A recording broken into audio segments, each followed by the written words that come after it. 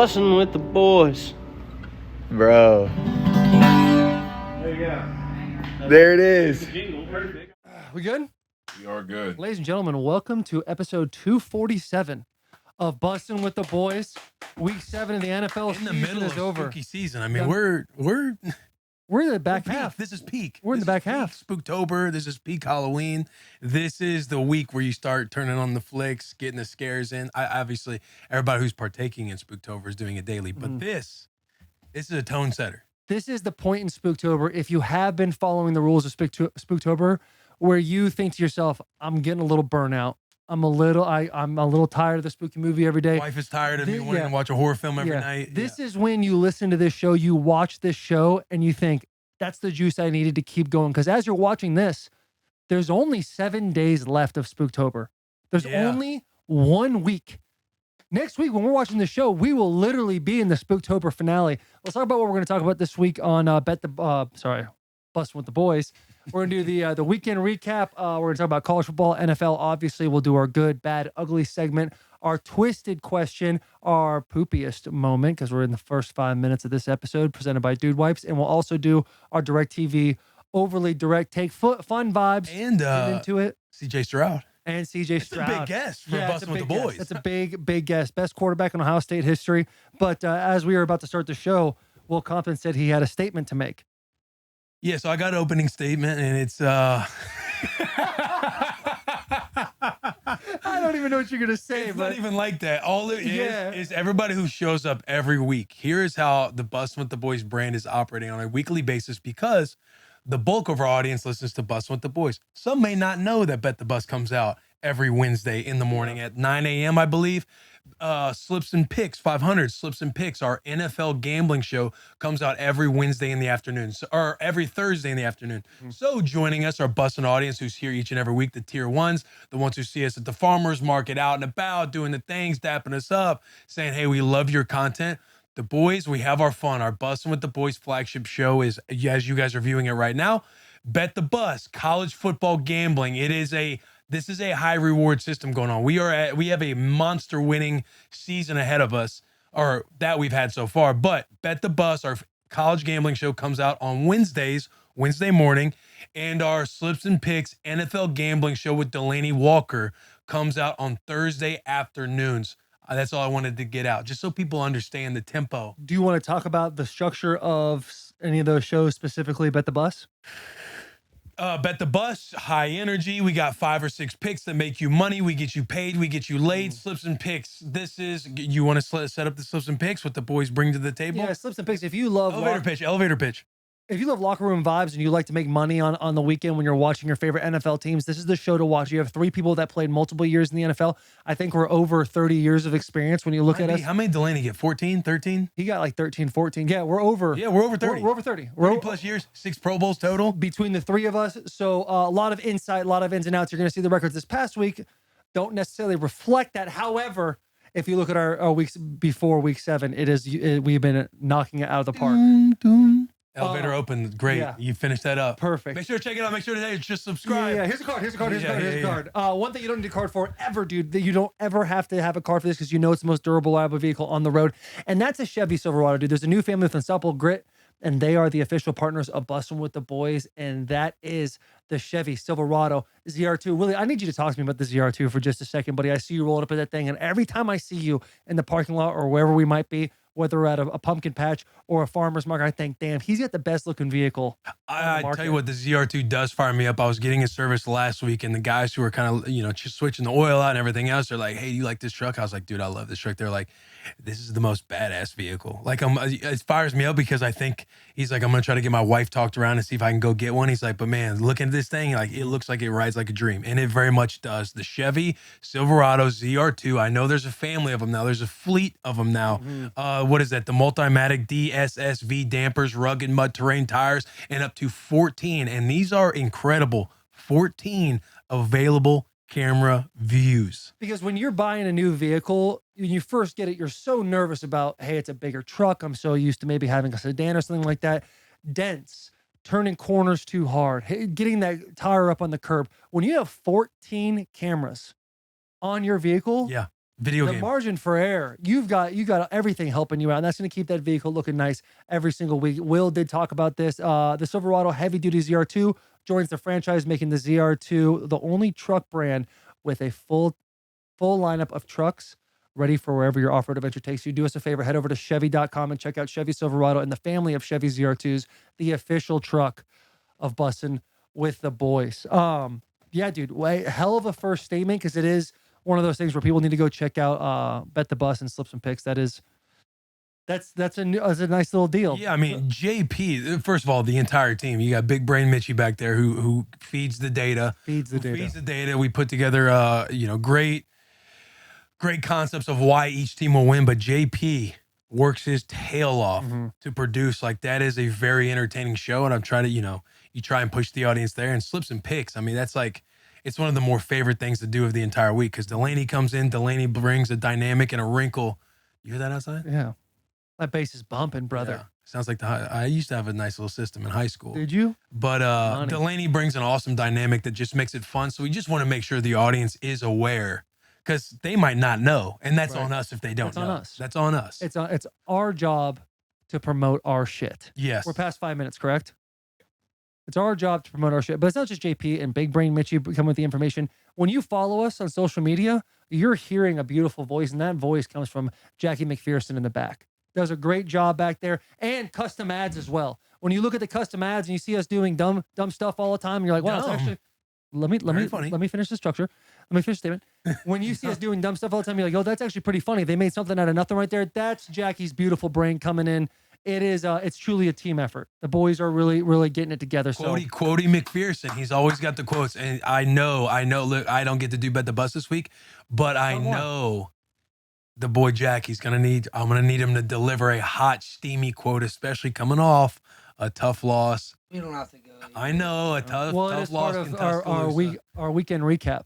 I was bummed. I was truly fired up to see you tweeting, because I'm watching. It's on during the Husker game, so I'm watching the Husker game, and I'm kind of following you on Twitter, because I'm like, oh damn, Tennessee must be playing. I'm checking the score. I'm checking the app. I'm thinking, oh shit, like they are taking care of business. And then in the second half, it just, you guys, imploded. What better way to start a weekend recap than with Jackie talking about his weekend? Yeah, right? I would love to hear Jackie's weekend. We'll jump into more college football and NFL, but Jackie, take us through your emotions, brother. Spooktober Tennessee weekend.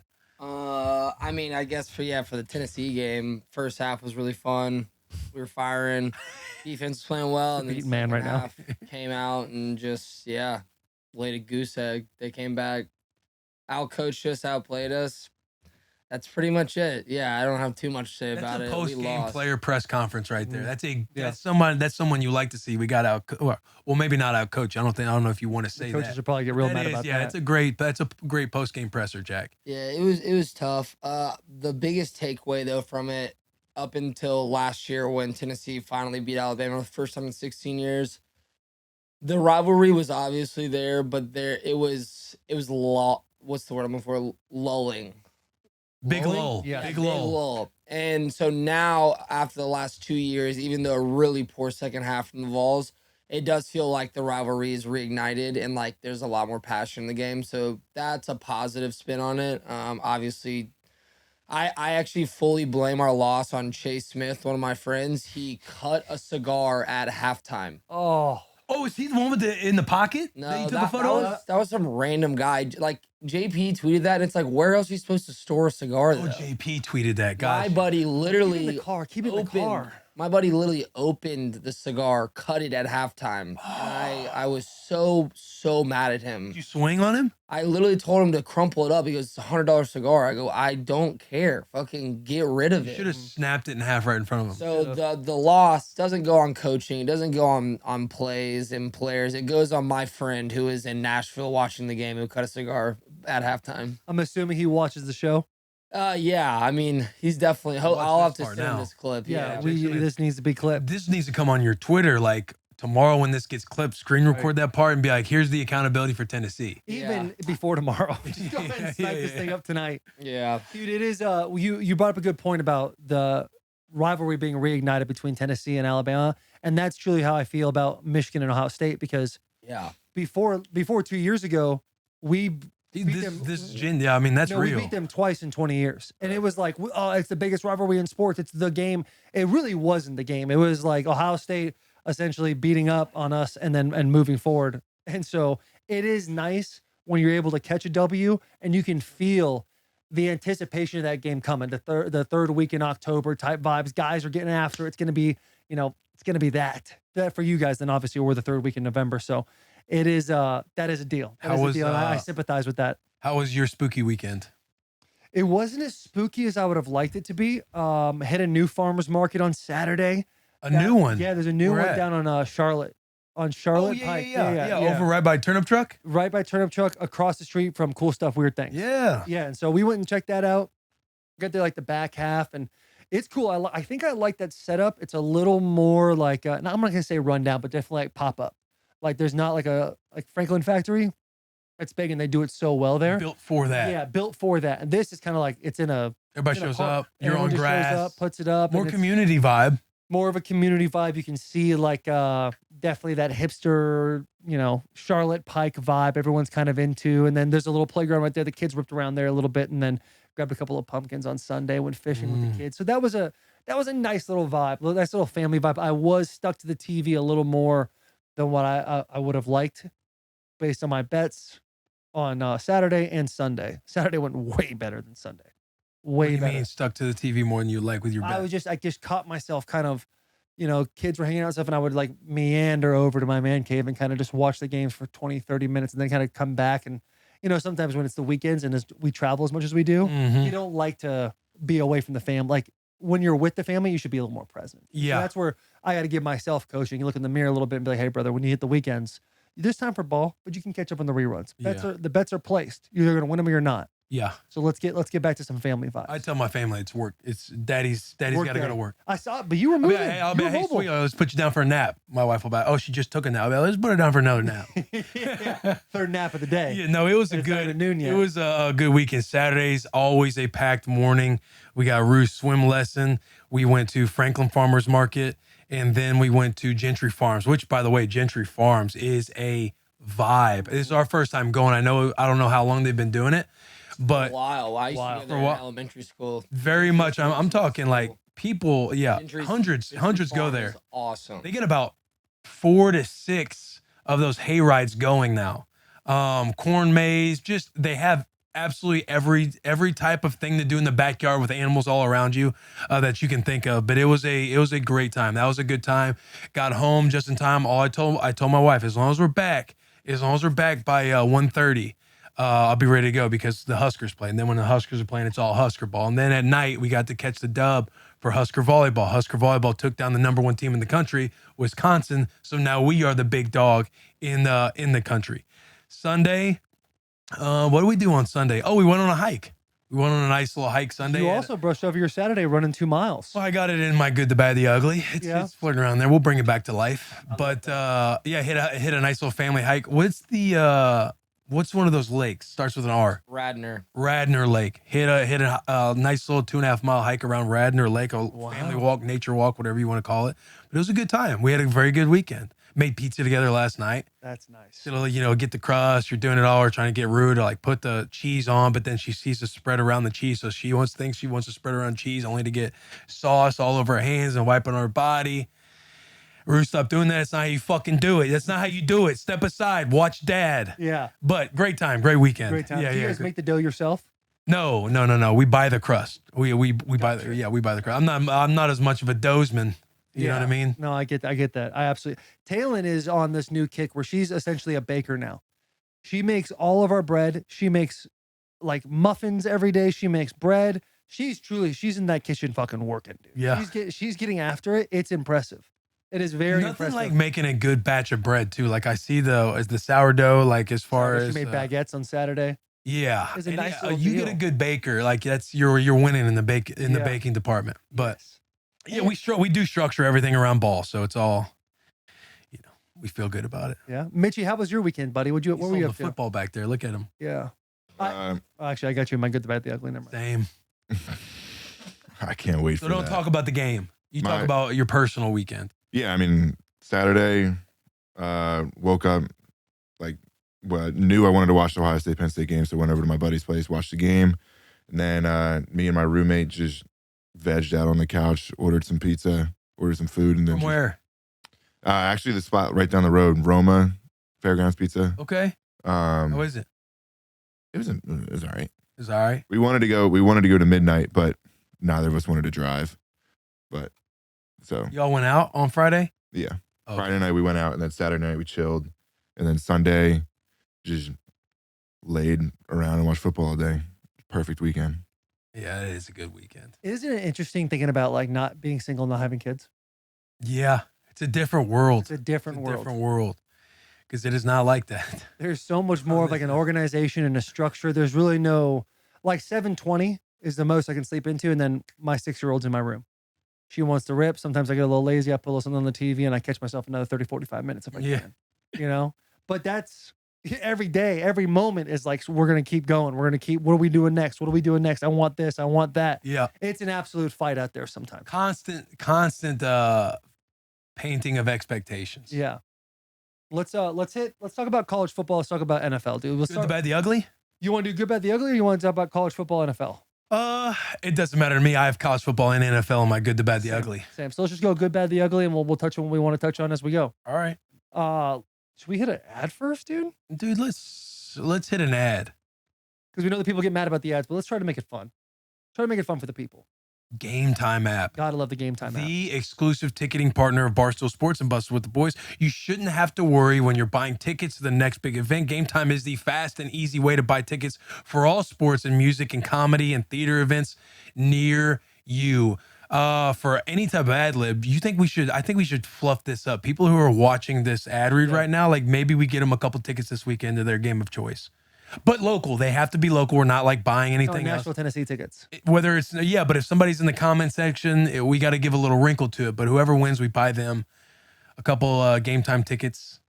I love that. Let's do that right now. Let's do a giveaway. Okay. For the Game Time app. Let's talk about Nashville, Tennessee Titans, right? They're playing the Falcons and they're wearing their Oiler uniforms. Yes. For the first time. This is a week for me. I'll get to me in a second. Say here we go. Say the team, the game you want to go to, say something nice about your team and put your Twitter handle so that way we know to DM you. And we will pick one, maybe two lucky winners out there. So this can be Predators. This can be Nashville SC. This can be Titans. Anything. Say something positive about your team. I don't even think. Leave a comment in the YouTube. Say something nice about your team and leave your Twitter handle. And the beautiful part is people who are sticking around for this ad read right now, they'll be the only ones that kind of know. I love that. They'll get up in on it. That's a good deal, dude. Because with Game Time, you get, last minute prices at a fair deal. There's no hidden fees or nothing like that, dude. Take the guesswork out of buying tickets with Game Time. Download the Game Time app, create an account, and use code Bussin. That's BUSSIN for $20 off your first purchase. Terms apply. Again, create an account and redeem code Bussin, BUSSIN for $20 off. Now, if you stuck through that ad read, leave a comment. Yep. If you just skipped, you just skipped a giveaway. Out. Yep. You no, missed you out can't on it. rewind. You can't Don't rewind. it. You can't rewind. Can we take that off, or you can't rewind? We're just saying you can't rewind. You're not allowed to. Gentleman's rule. What is it? Scouts honor. Let's get into the good, the bad, the ugly. You want to go first? Or you want to go second? Kick it off. Spread some good. Spread some cheer. So my good this week, obviously my first good is going to be Michigan covering minus 25 and the over. For those of you who don't know, the over was 47.5. Michigan State scored 0 points and Michigan scored 49, which was my big bet winner this past weekend. I want to give a shout out to Dorothy Hoffner.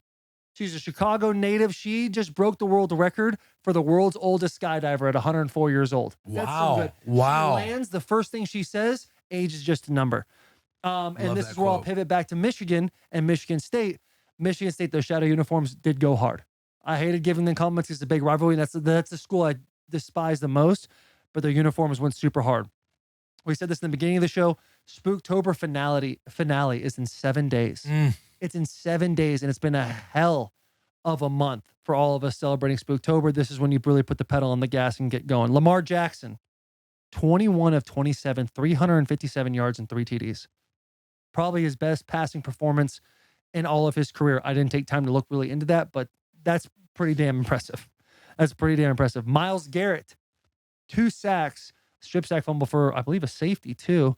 A field goal block in the first half. That's That was just the insane. first half. Gotta be, if we're talking about spooky, we're talking about haunted characters. He is probably the scariest player in the NFL right now. Yes. The way he's saying anything. Spooktober Player of the Month. Spooktober Player of the Month. I like that.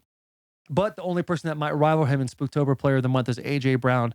5 games over 125 yards, tying Calvin Johnson. That is big. I saw that stat. Yeah. That is massive for the boys. Which, for me, breaks my heart. Arthur Wankanobi, R.I.P. R.I.P. Because the Titans, you saw what happened to their passing game the minute A.J. left. Completely different. Down the drain. And that's just absolute heartbreak hotel. But that is my good for the week. Yes, Jack. Did you see that A.J. Brown has more receiving yards than the entire Titans receiving core? Combined. I think he had the same thing last year this time, too. Yeah.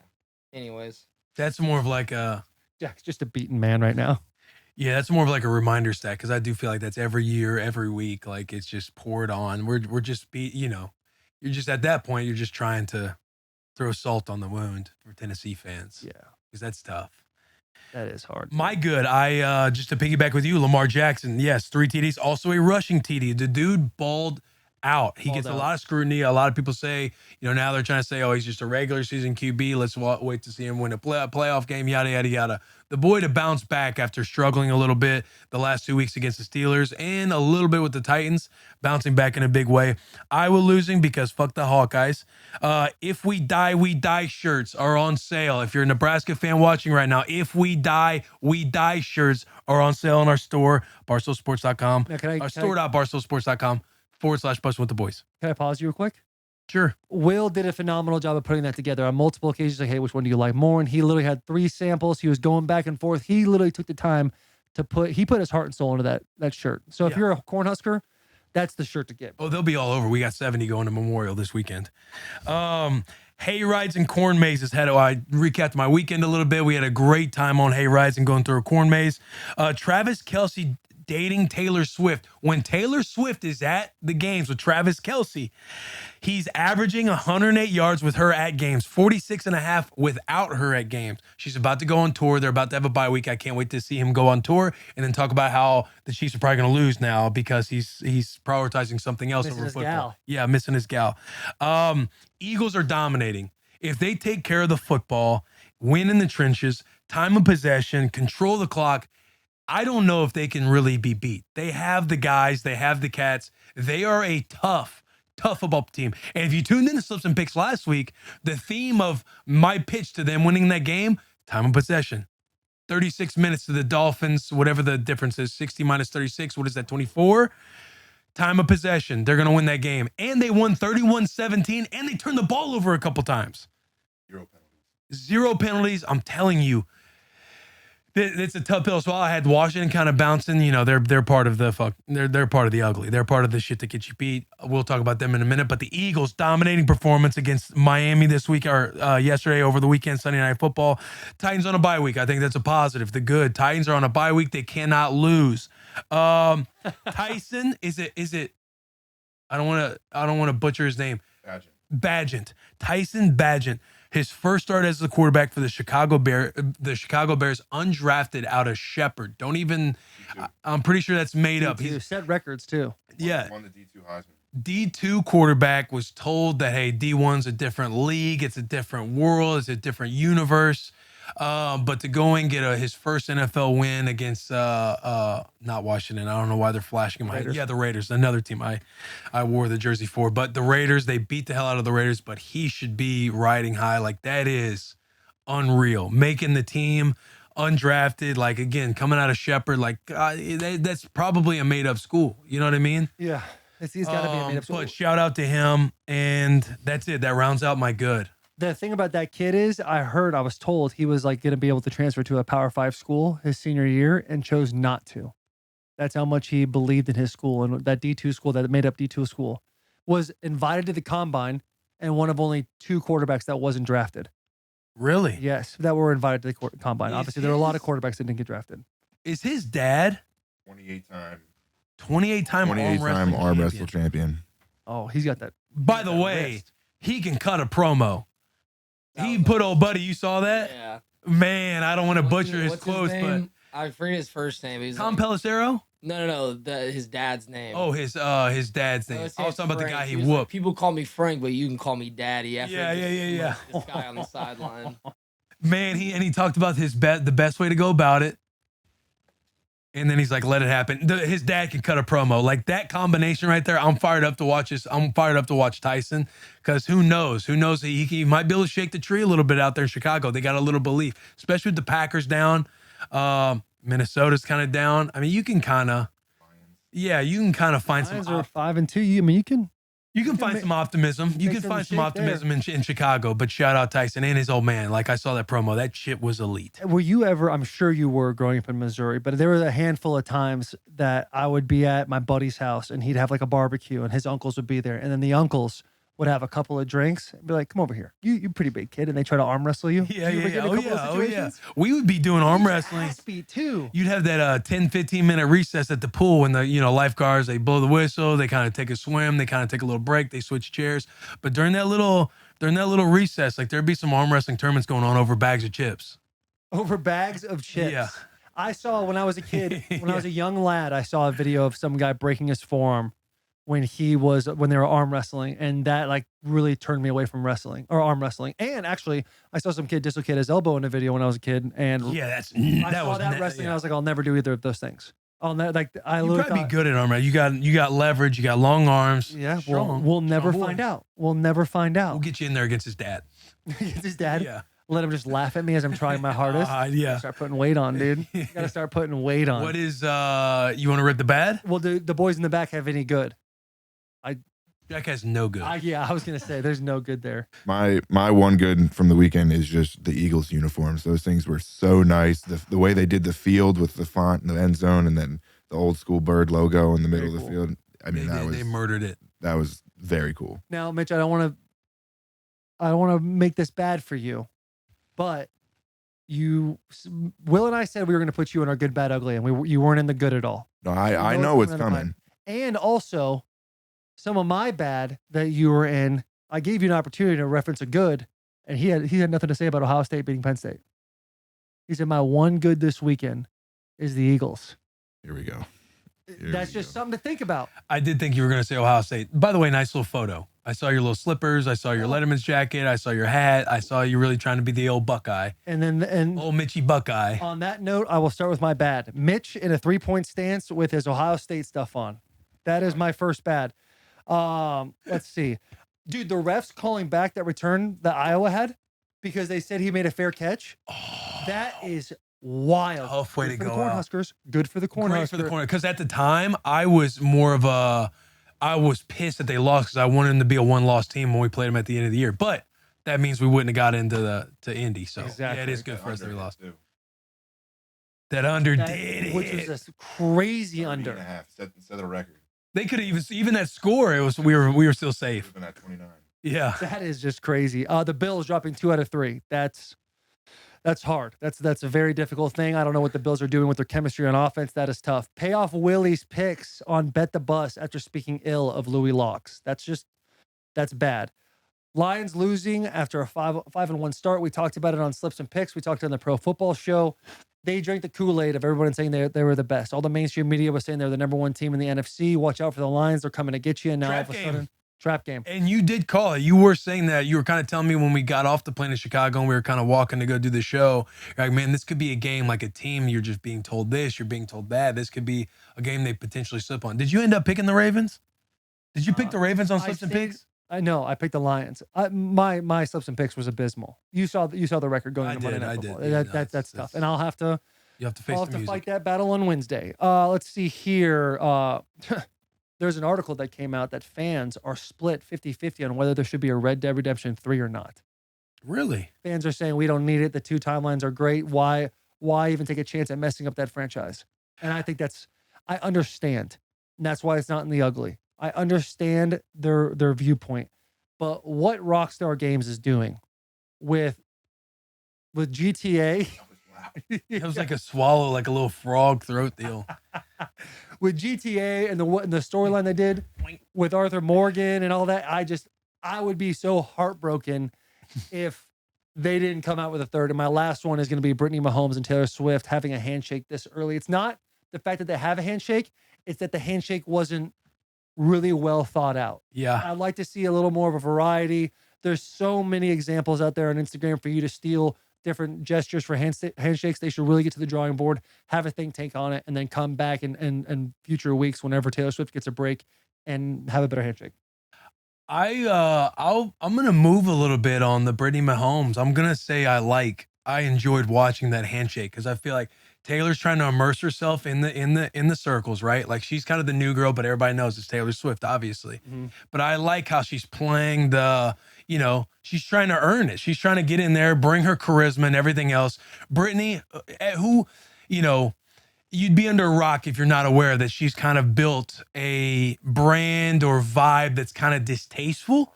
And so I like the move by Taylor Swift to be in that suite, try and come up with a handshake. And it can be awkward at first. It can feel a little awkward. Like you're using her strengths, Brittany's strengths, which is energy, having good energy, and you're matching that with yours, like trying to set up a handshake and everything else. Because I think now Brittany Mahomes, there's an opportunity to kind of repaint her vibe a little bit, being in that circle. Whereas Taylor Swift is spotlighting and bringing out the best of Brittany Mahomes. I saw Tommy Smokes. He had a tweet. Shout out Tommy tweet about that. Yeah, he's like, maybe she's not as bad as everybody says. And you know what they say? You're never as bad as they say you are. You're never as good.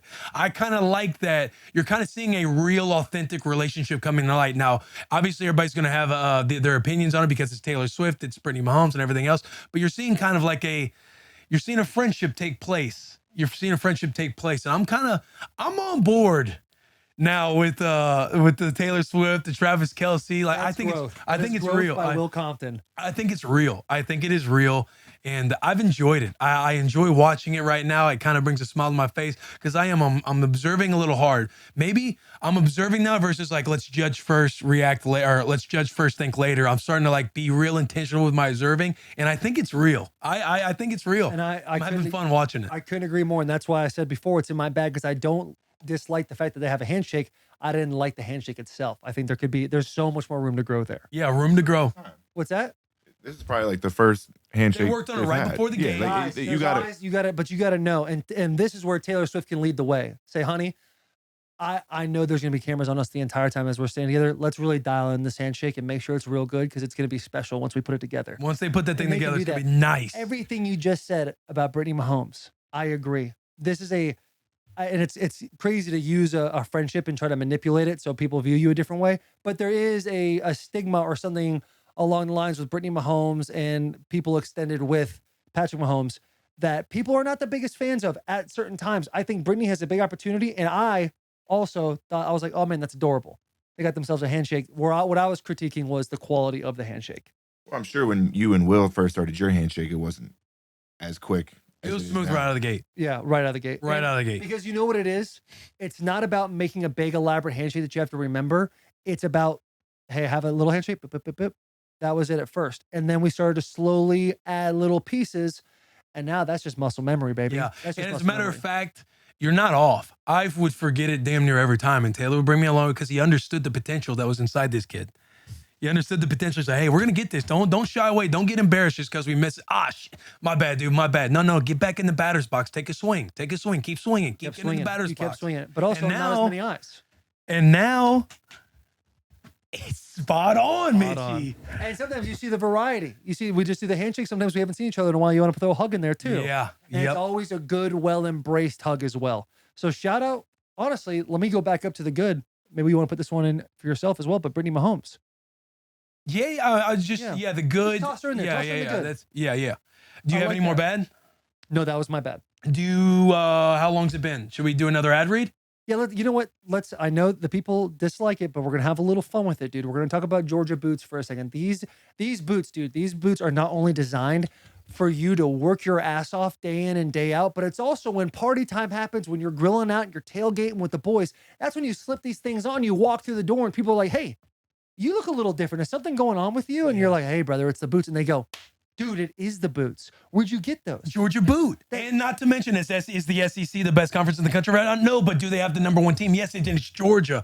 And that is because they are rocking Georgia boots. Boots that you can wear from work to the bar, blue collar comfort right out of the box, boys. I'm talking Big Ten football on your feet all day long. Designed with comfort in mind, featuring cushioned insoles and supportive technology for all day comfort that will fix your low back pain. There's an old reference saying beauty is pain. That's not the case when it comes to Georgia boots, dude. If you're sitting here and you're wondering, your eyes are getting all big going, yo, Will, Taylor, that sounds like an amazing idea. Where can I get these things? I'm going to help you out real quick, dude. Go to georgiaboots.com. Go ahead. And then use code Bussin, BUSSIN, and you're going to get 20% off. Georgia boots are already extremely affordable footwear. But when you take 20% off, I don't know how they're making a dime. We're giving money so that way you can spend it on Bet the Bus, Slips and Picks. And on our merch. Yeah, and on our merch. Yeah. Go buy our merch. If we die, we die shirts are out. Georgia Boot. GeorgiaBoots.com. Should we do a giveaway for that too? Maybe in due time. With Georgia Boots. Maybe one brand at a time. Game Time app is getting the nod this week. Yes. And that was a great idea because that wasn't talked about at all before the show. Yeah. Great idea. Bad. Believing the hype, you already said it. You called that with the Lions. Penn State versus Ohio State. I should have put that in. Bad game. Bad ball. This wasn't a 20-12 like this is an NFL style game. Teams play good ball. I'm talking Penn State shit the bed. Pissed down their leg. They have the guys. They have the talent. They put that quarterback in a bad spot all game long by making him perform in 3rd and long, 3rd and 7+ the entire game. Penn State has Singleton and Allen, their two best players, arguably two of the best backs in the country, and they combined for a total of 20 touches. Number one, that is bad, but that's also that could be in the category of shit that gets you beat.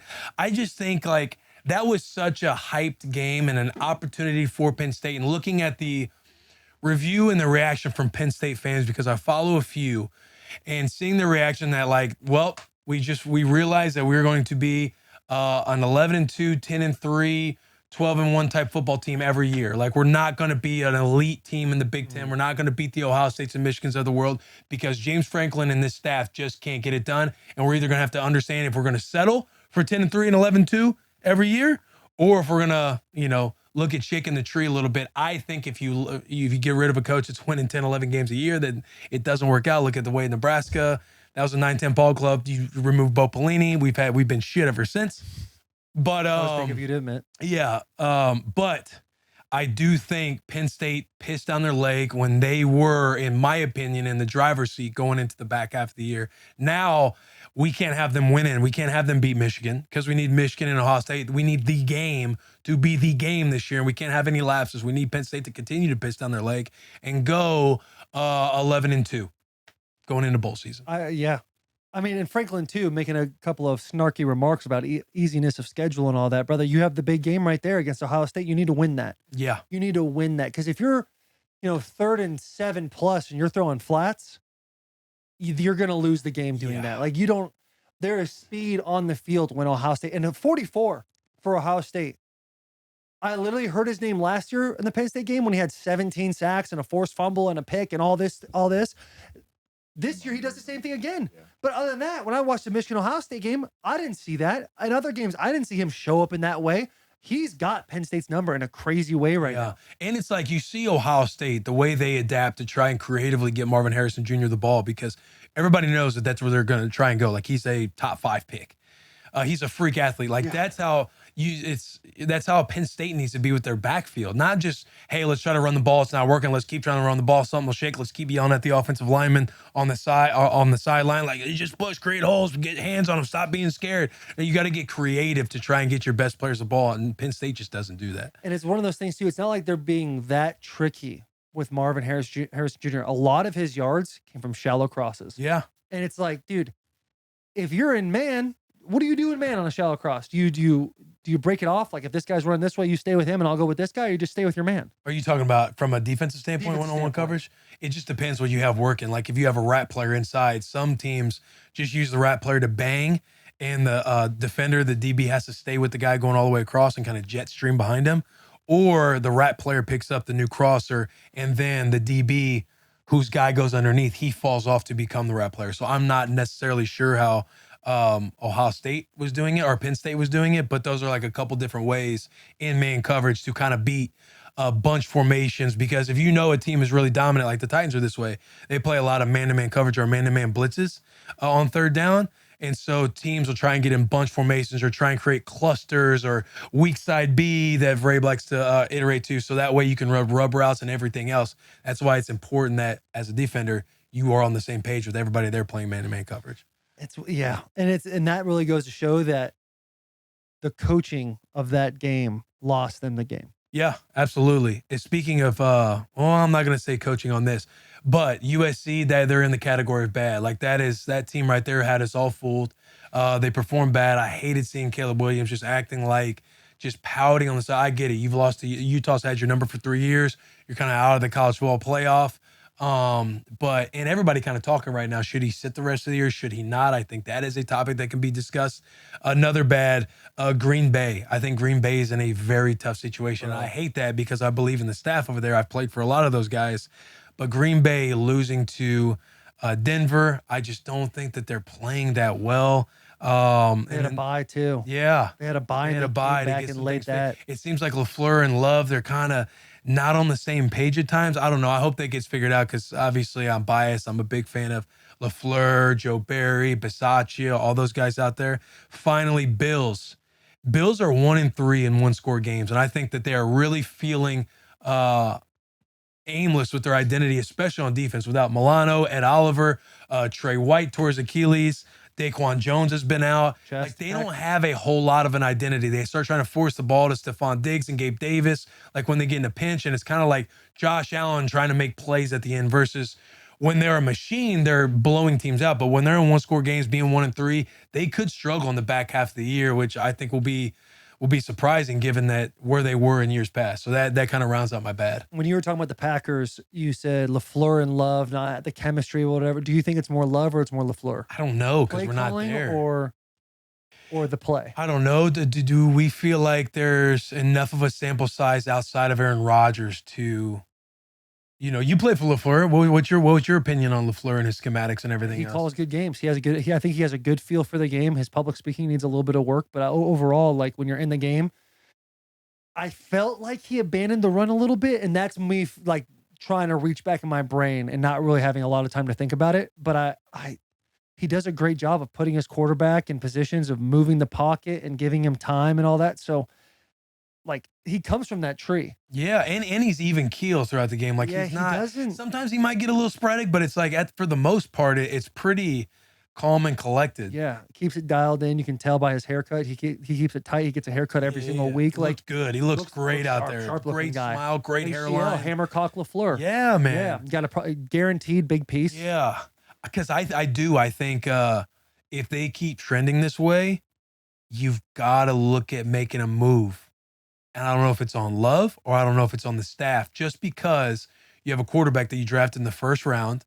And 4 years ago. Yeah, now you're with, he's had 3 years to kind of learn and everything else. If you feel like he's not the guy, then you got to try and make a push for getting a quarterback, whether in the first round or get somebody in that second, third round area. But if it's the staff, it's like, this is the first year without Aaron Rodgers. You know that there's going to be some lulls. There's going to be some growing pains with your quarterback.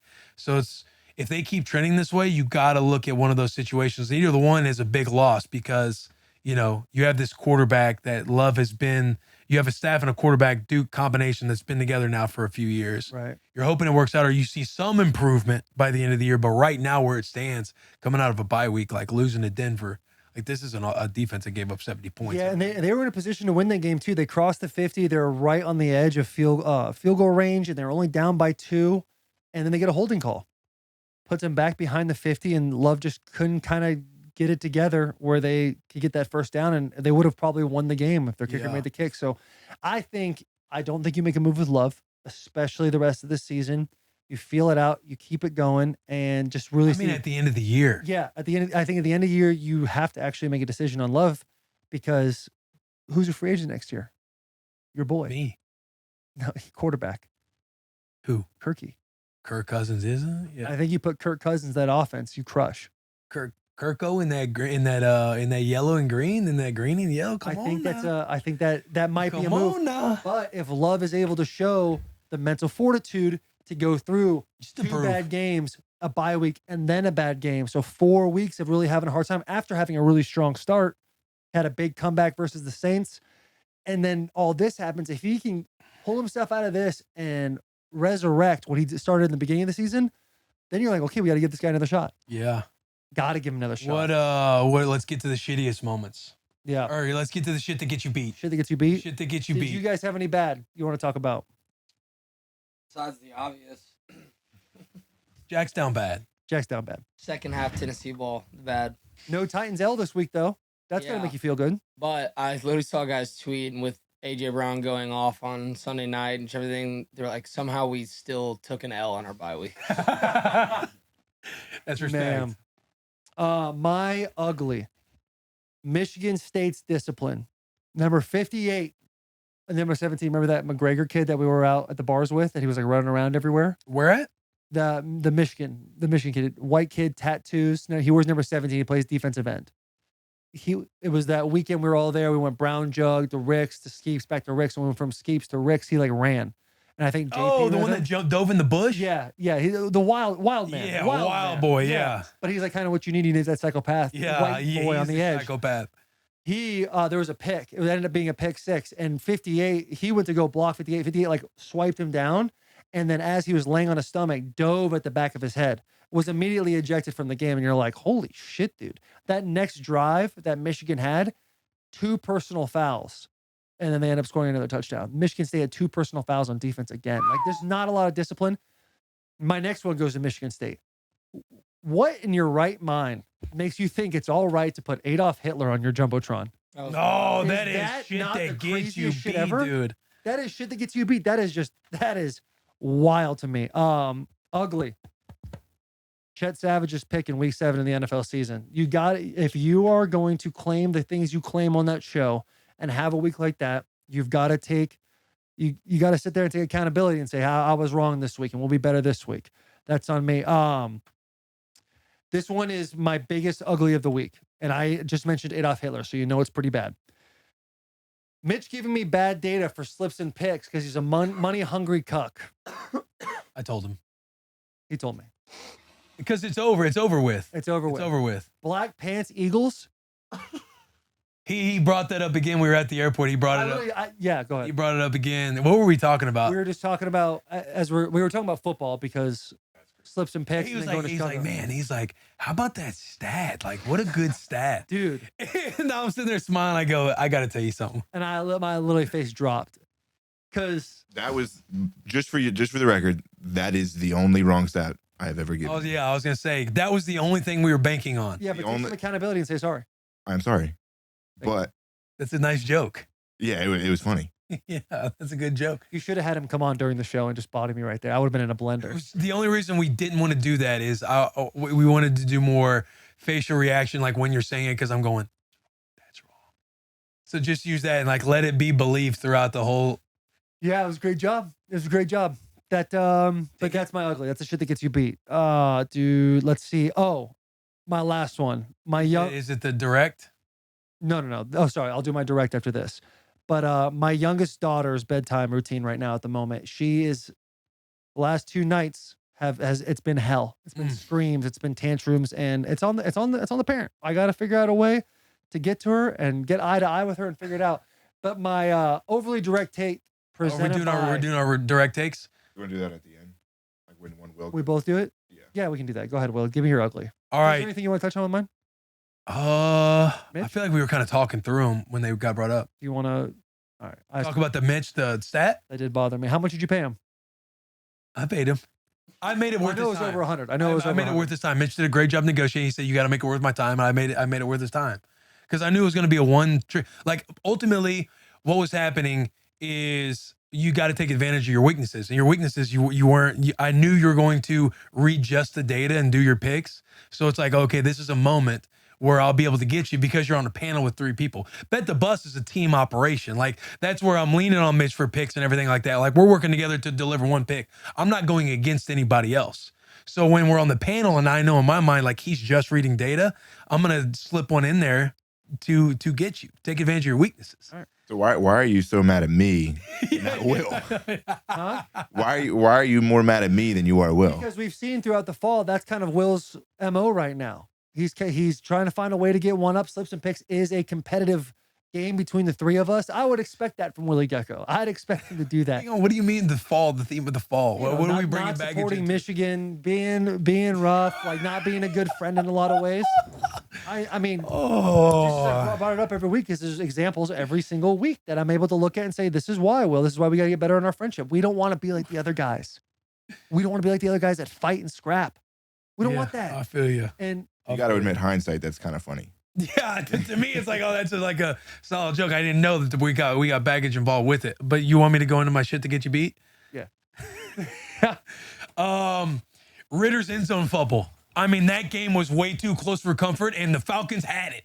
I mean, they did have it. They still won. But Ritter going into the end zone, he had a walk-in kind of end zone play and loosens the ball up, and a defender hits it and does the whole touchback out of bounds. And this is at the end of the game. Yeah. And then Tampa Bay turns the ball over, moving down the field. It's like, who's trying to lose this game right here? Thankfully, Falcons won, but Ritter, holy shit, bro. Take care of the football. Take care of the football. We need to figure out why Bijan Robinson wasn't playing in that game. Was that real? Just sick? That's what they said. Okay. All right. Is it Heineke We can time? figure that out. Hey, you're a rookie with a tummy ache. You got to play, brother. Is it Heineke time? I mean, they won. They beat Tampa. Ritter was trying to lose that game. I know, but again, young. Arthur's saying all the positive things right now. He's not really putting a whole lot of pressure on him, which is fine. That just tells you that, you know, they want the optimism to happen for him. They're not in a spot of wanting to give up on him, nor do they want him to believe that they're trying to give up on him. So I think knowing that from the head man that we respect here, you got to back that. Do I think Heineke can make it shake out there? Absolutely, because he's one of the boys. But for the messaging that Arthur's giving right now, we're backing that. We need Ritter. He'll get going. If he believes that he's going to get going and he's a smart ball player and everything else, then we got to believe in that optimism.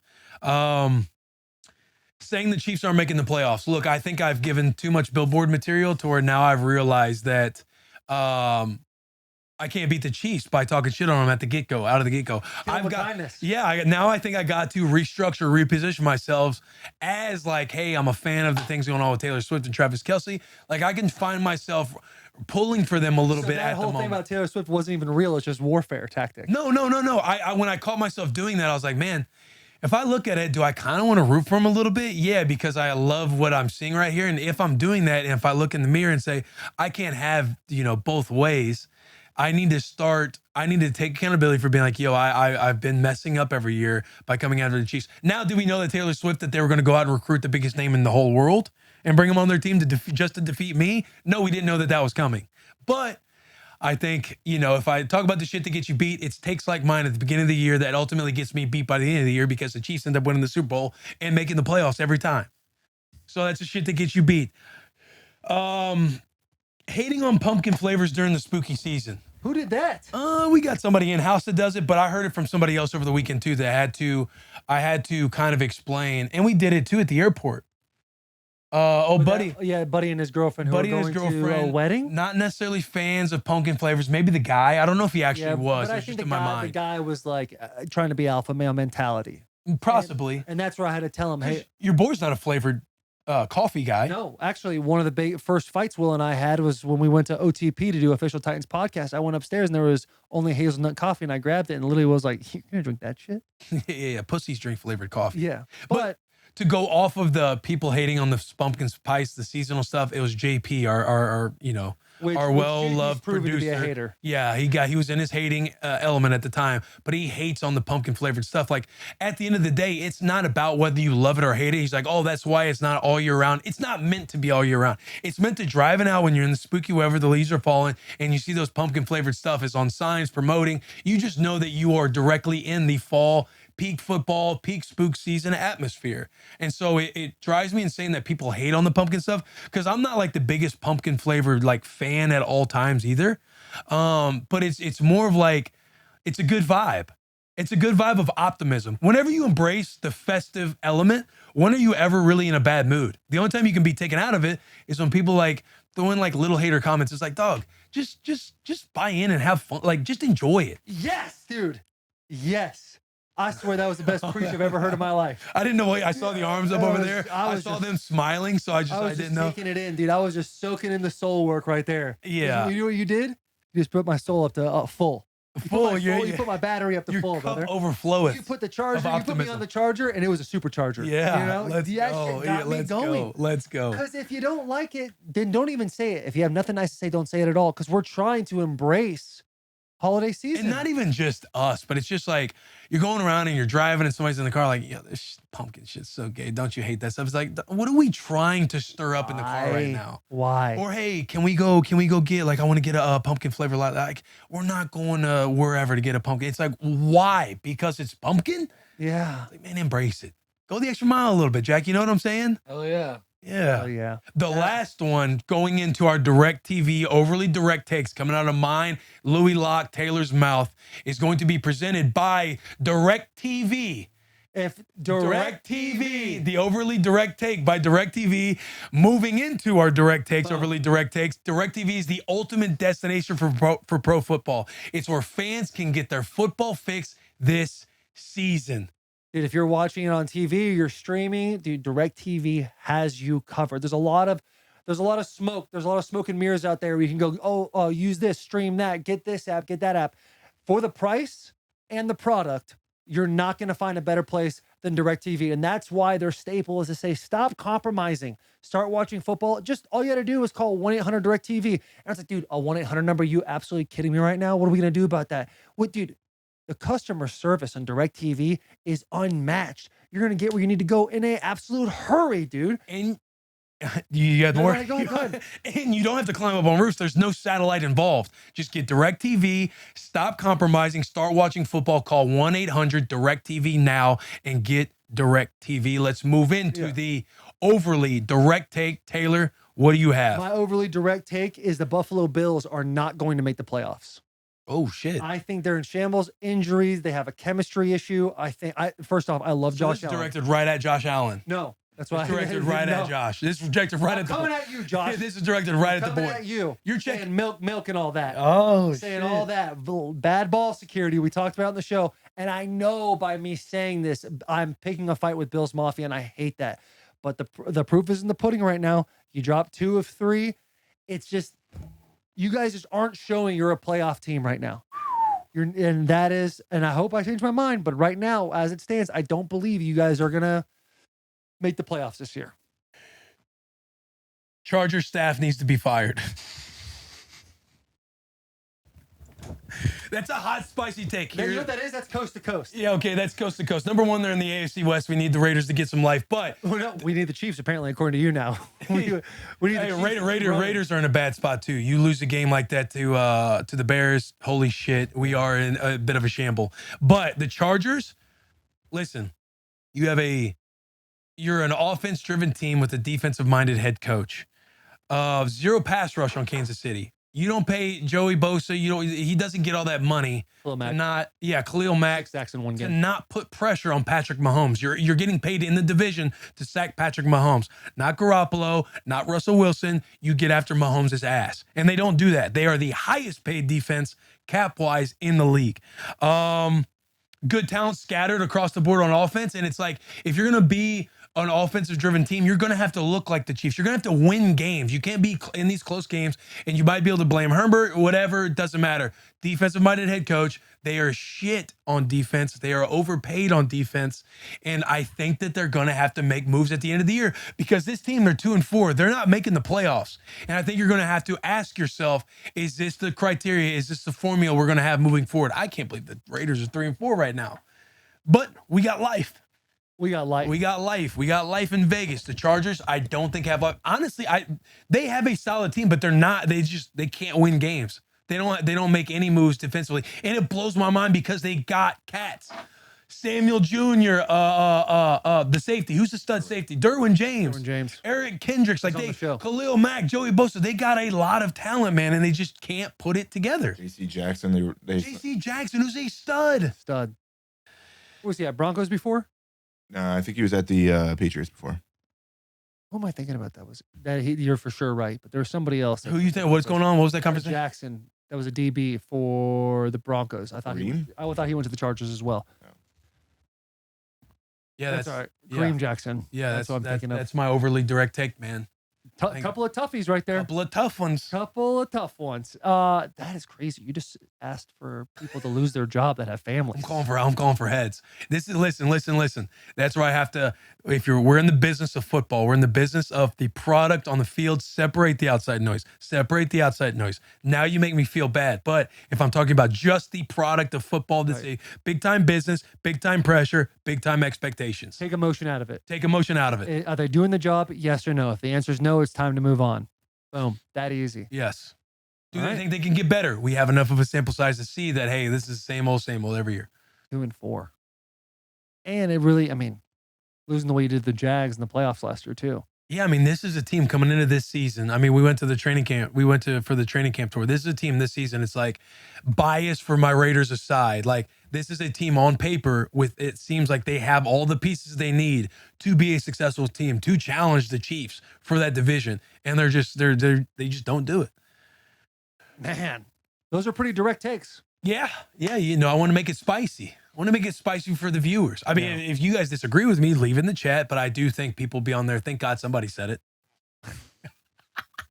All 15, like I'm the only one saying it. Charger fans I think all the Charger fans, I think they are kind of screaming that stuff right now. Are they? By the way, great. Look at this. One Spooktober merch. Take it off. Go to the other Spooktober merch. That's in our store. It is the very last week. It's Tuesday listening. You'll get it by Halloween. Get it now or don't get it at all. Oh, we're going to discontinue it? Yeah. We're taking it off the shelves. Taking it all off the shelves. I got to pee. Go ahead. We can. Once you get back from taking a little pee-pee, we can get back to our twisted question brought to us by the one, the only Twisted Tea. The Twisted Kings and Queens, listen up. This question is brought to us by Twisted Tea, the smoothest hard iced tea out there. Perfect for pool parties, perfect for twisted questions, perfect for game days, tailgates, whatever the occasion. Twisted Tea is where it's at.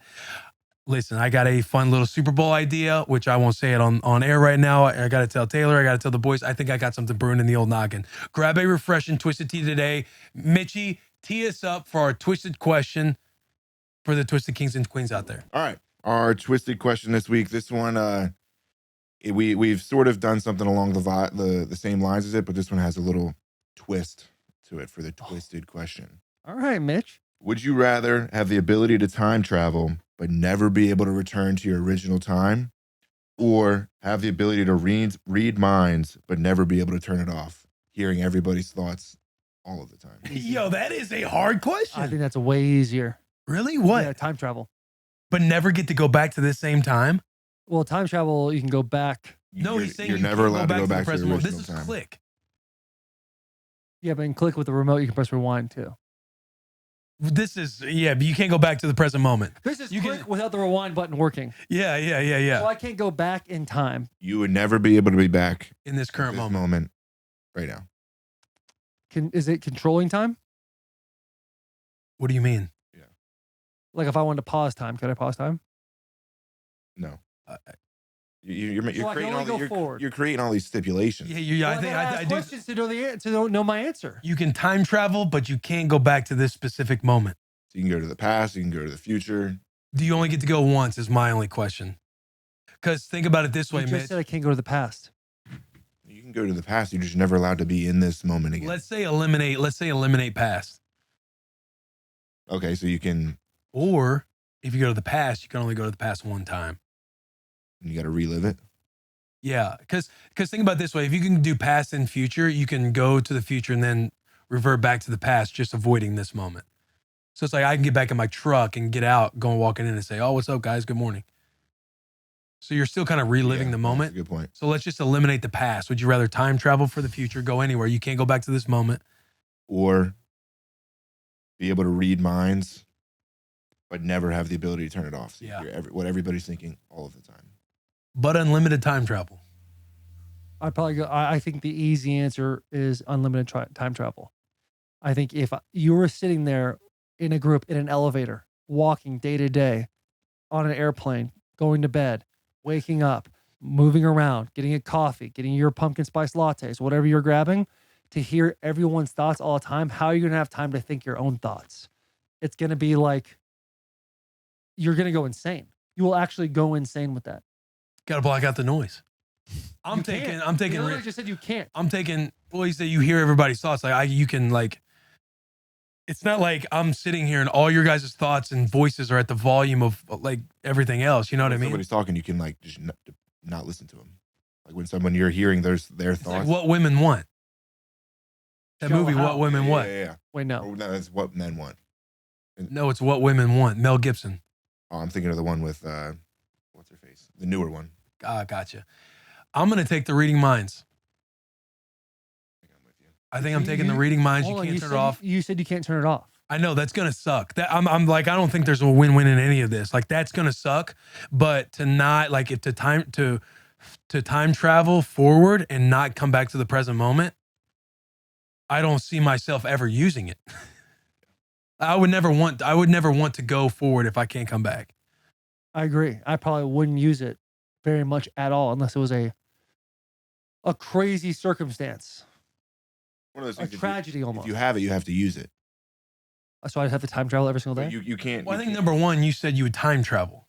Yeah, I would. If I had to pick one of those skills, I would time travel for the sake of having a clear mind. But what I'm saying is like you can't just say, yeah, I'll choose the time travel one, but never use it. Like you. I mean, I probably would use it because based on the stipulations Will said, where you can relive the moment. If I get in an argument with my wife and I think back, I'm like, man, I really was in the wrong there. I could probably go back in time and figure it all out, and then just relive up to that point and not make the mistake again. That's why you But it can't go wouldn't be a back. day-to-day thing. You can't go back. You can only go forward. Right. Did Will not just say I could just go back in my truck and hey, what's up, boys? How we doing? Yeah, As I was working through the saying we need to eliminate the past because if you can time travel around and just not go back to this moment, you can just avoid this moment by going back to my truck and coming in. Would it be? So that's why you can't go back. You either time travel The forward, question is a lot harder than I thought. time travel forward, you can't relive this moment. So say you're in the middle of an argument, you can jump forward to the positive, but you can't go back to the moment. Yeah, but I wouldn't know the result or how we got to the result of that problem. Ignorance is bliss. Yeah.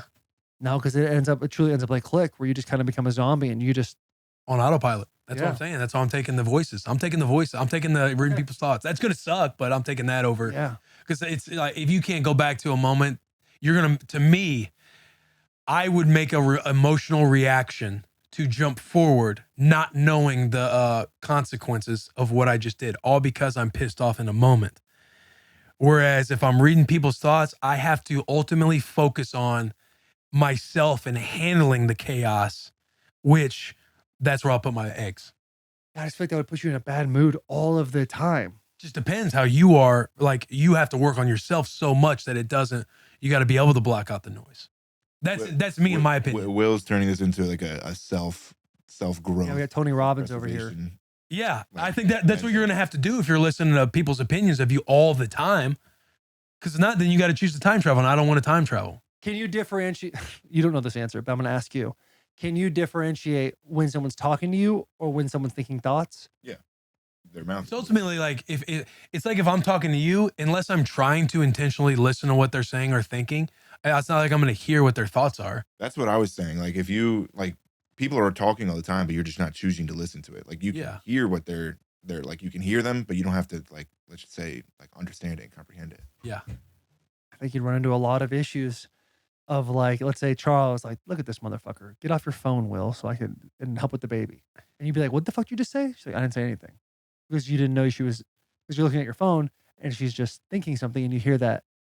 That's going to run a lot of issues. It's gonna run issues, but that's why the self work is so important. You hear that, and you said something. Like I see the issues you can run into, but again, I think it allows me to be. It allows like all the noise around me. They're affecting me, or I get to just understand the chaos that's happening, and I have to just completely own that I had this decision. So it puts all the accountability. It means I have to take accountability, or I'm going to be imprisoned by everybody else just ruining my life. That's why I'm taking that. That's why I'm taking that. I'm going to stick with time travel for clear mind and anything that's like just not like all the flights we fly every single week. I can literally just get on the plane and boop, I'm back. I'm there. Yeah. Think about all the conversations we miss on those flights. What about the flights back from places when we're exhausted? For sure. No, we're back. Yeah. Just like that. I think it's a difficult question. The issue is I was looking at it as a positive as first, but really, this is more of like a negative thing. Negative question. Yeah, it's a negative question. I think if what you're saying too is like, as long as you just understand that you're using it in spurts, like hung over on a flight back, stuff like that, like you understand the power and control that you have, and you got to be in control of that power. Right. I think both of them are very much like, how are you going to handle itself, like your own self? Yeah, and when you phrase it like that, I just think it'd be so difficult to block out voices in your head. Oh, that's literally schizophrenia. Yeah. Like, people go crazy. 5150. Yeah, I'm with you. And so I'm with you. if you're schizophrenic and they're listening to Will Compton talk, That's what I'm saying. I believe that I'll be able to fucking get it going. Maybe that's ego. Maybe that's arrogance. But I don't know. Yeah, I get it. I understand that part of it. It just allows you, because you can't leave the moment. Nobody's coming to save you. Like, you got to figure that out. You got to figure out that power.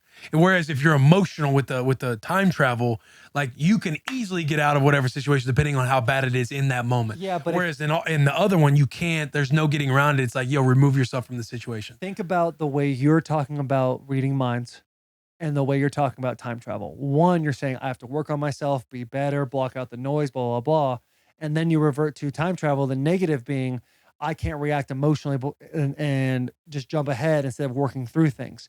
It'd be much easier to not just jump ahead and still do the same work as if there were voices in your head. Right. Than it would be to block out millions of voices at all times. Fair. Yeah. I guess the only thing I have to that is you don't know what you don't know. Like, you don't know what your blind spots are. So when you are jumping forward, you don't know anything. You feel like you've rationally formulated the entire decision on being like, oh, okay, I'm going to jump here. Jump forward here. Yeah. What would you guys do? I think I'm with you, Will, taking the mind reading. I'll do time traveling. Yeah. If you listen to everyone talk about you all day, one, you're gonna go crazy. Two, you're just gonna be resentful for the rest of your life. It might help you out in some cases, but more than Game shows. It's gonna suck. Game shows. A lot of positives. There's positives, but if you're like, you can ignore noise, right? You can ignore noise so much, but eventually if you hear it every single day, like, let's say I'm in a bad place and I'm like, for whatever reason, in my head taking it out on you, you're going to feel some type of way about me, knowing that I don't know that you know that you can read my mind. So now you're like holding some sort of like resistance towards me. Well, at this moment, are you just not going to tell me that you're able to like read minds? I guess like you could tell me that. It's like, I mean, if you have the ability to read minds, you need to keep that in the back pocket for a minute. Find out where people really stand, and then you can tell the people that deserve to know. Yeah, I guess so. Right? Yeah. I'm not going to just be like, hey, boys, I can read minds. But you're saying, like, if I project on you and I don't know and you don't know that I know, and it's like, how are you handling blah, blah, blah. It's right. like, I mean, everybody projects stuff all the time. We think stand about in the better's box. Think about doing this show right now. You're listening to me talk right now, but as I'm talking, in the back of Jack's head, he's going, fucking Tennessee Vols. I can't believe the Vols lost. The Vols fucking lost. How we not beat Alabama that first half? And that is being talked about over and over. So how are you going to be present to me talking right now?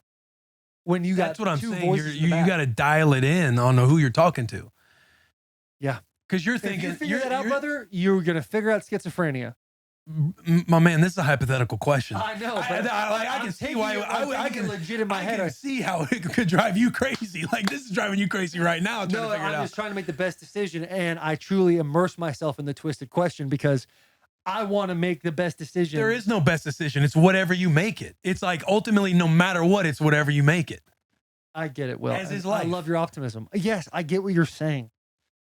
Hey, this isn't a disagreement. No, I'm not. I ain't mad. I'm just like, you just keep using the optimism part for the mind reading thing. And I'm like, you could easily do that with the time travel thing and have it be more beneficial to your life without as many bumps in the road. Trust me, I understand that.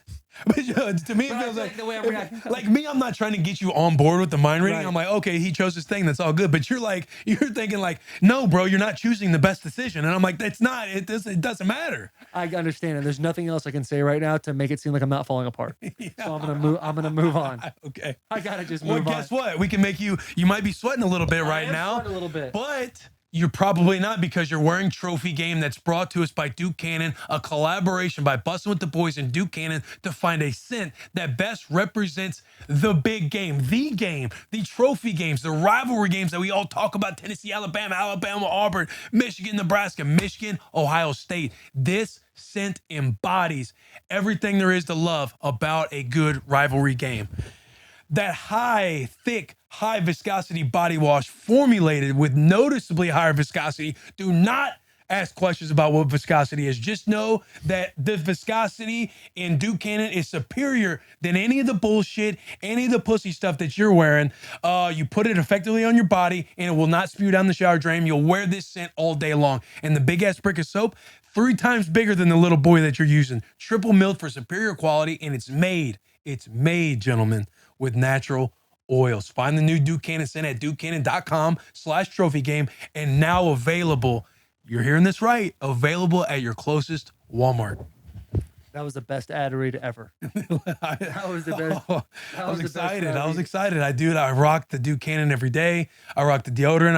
I rock the big ass brick of soap. So it does fire me up when it's a product that I know I can get behind. I love that, dude. That fires me up. It does smell fantastic.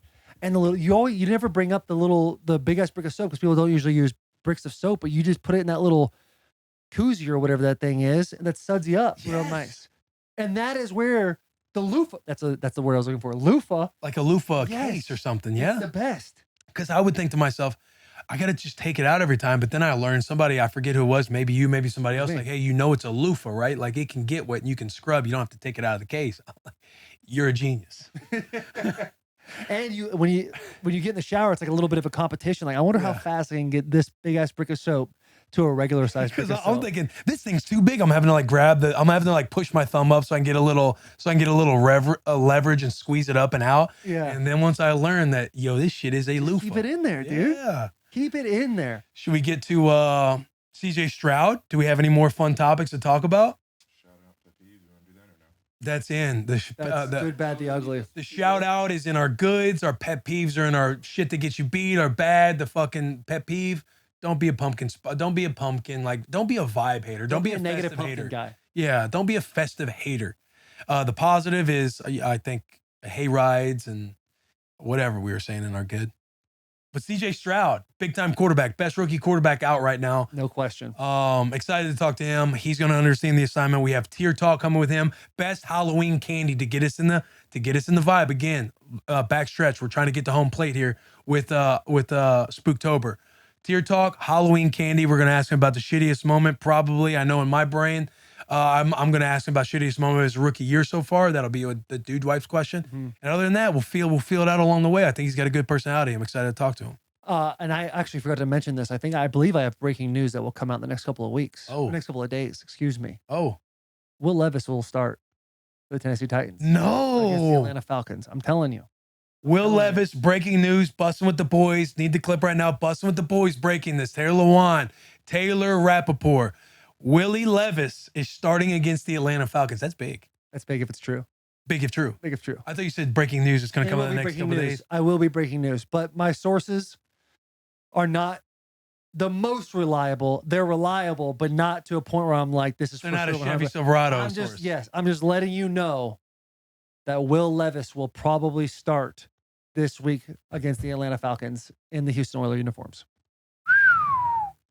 So think about that. Big.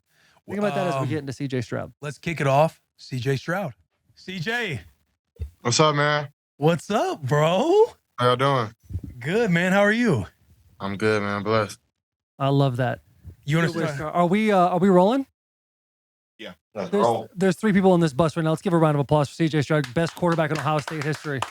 Already proven best quarterback of all time. Brother, listen, getting drafted by the Houston Texans. I know you're sitting there and the PR guys are sitting right behind the computer right now trying to tell you what to say and not to say. When you get drafted by Houston, people were saying the franchise might be dead. a lot of issues. You've come in and have truly played incredible. Yes, you really have, man. What was Thank you. what was the vibe when you got drafted? Were people like, "Oh, Houston," or were they like fired up for you? I know my inner circle, like, and including me, I was excited. I've always loved challenges and loved new things to work on and to be better at. And I haven't been anywhere where we've been bad, so it's kind of new. Just being honest with myself, the situation. So I knew there's a lot of work was going to be had to be made. So, and I wasn't ducking from that. And so me and my family, we were really excited, man, because not only was it a new opportunity to flip something around, but Houston is a great city, and I didn't want to live in the middle of nowhere anymore. So, which Columbus isn't, but I didn't want to live in the Midwest no more. So, it was good to be into a city that was kind of they were proud of being who they were, and I was just ready for them to rep the Texans at that point. So that's what my goal was, and I feel like I'm accomplishing that a little bit.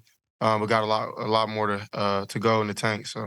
Dude, you really have. You've had an incredible year thus far as a rookie, and I just use the word surprising in like an impressed way. Like, it's been very impressive to see you play and how everything has unfolded for you. When you got drafted to Houston, I know you haven't played anywhere else in the NFL, but what do you feel like the organization and the staff and the culture has kind of done to transition you into the NFL? Because you hear it every year. When rookie quarterbacks, they play right away, they struggle, they do this. It's almost like doing them a disservice to play them right away. What do you feel like that organization and staff has done to help you transition so well to the NFL?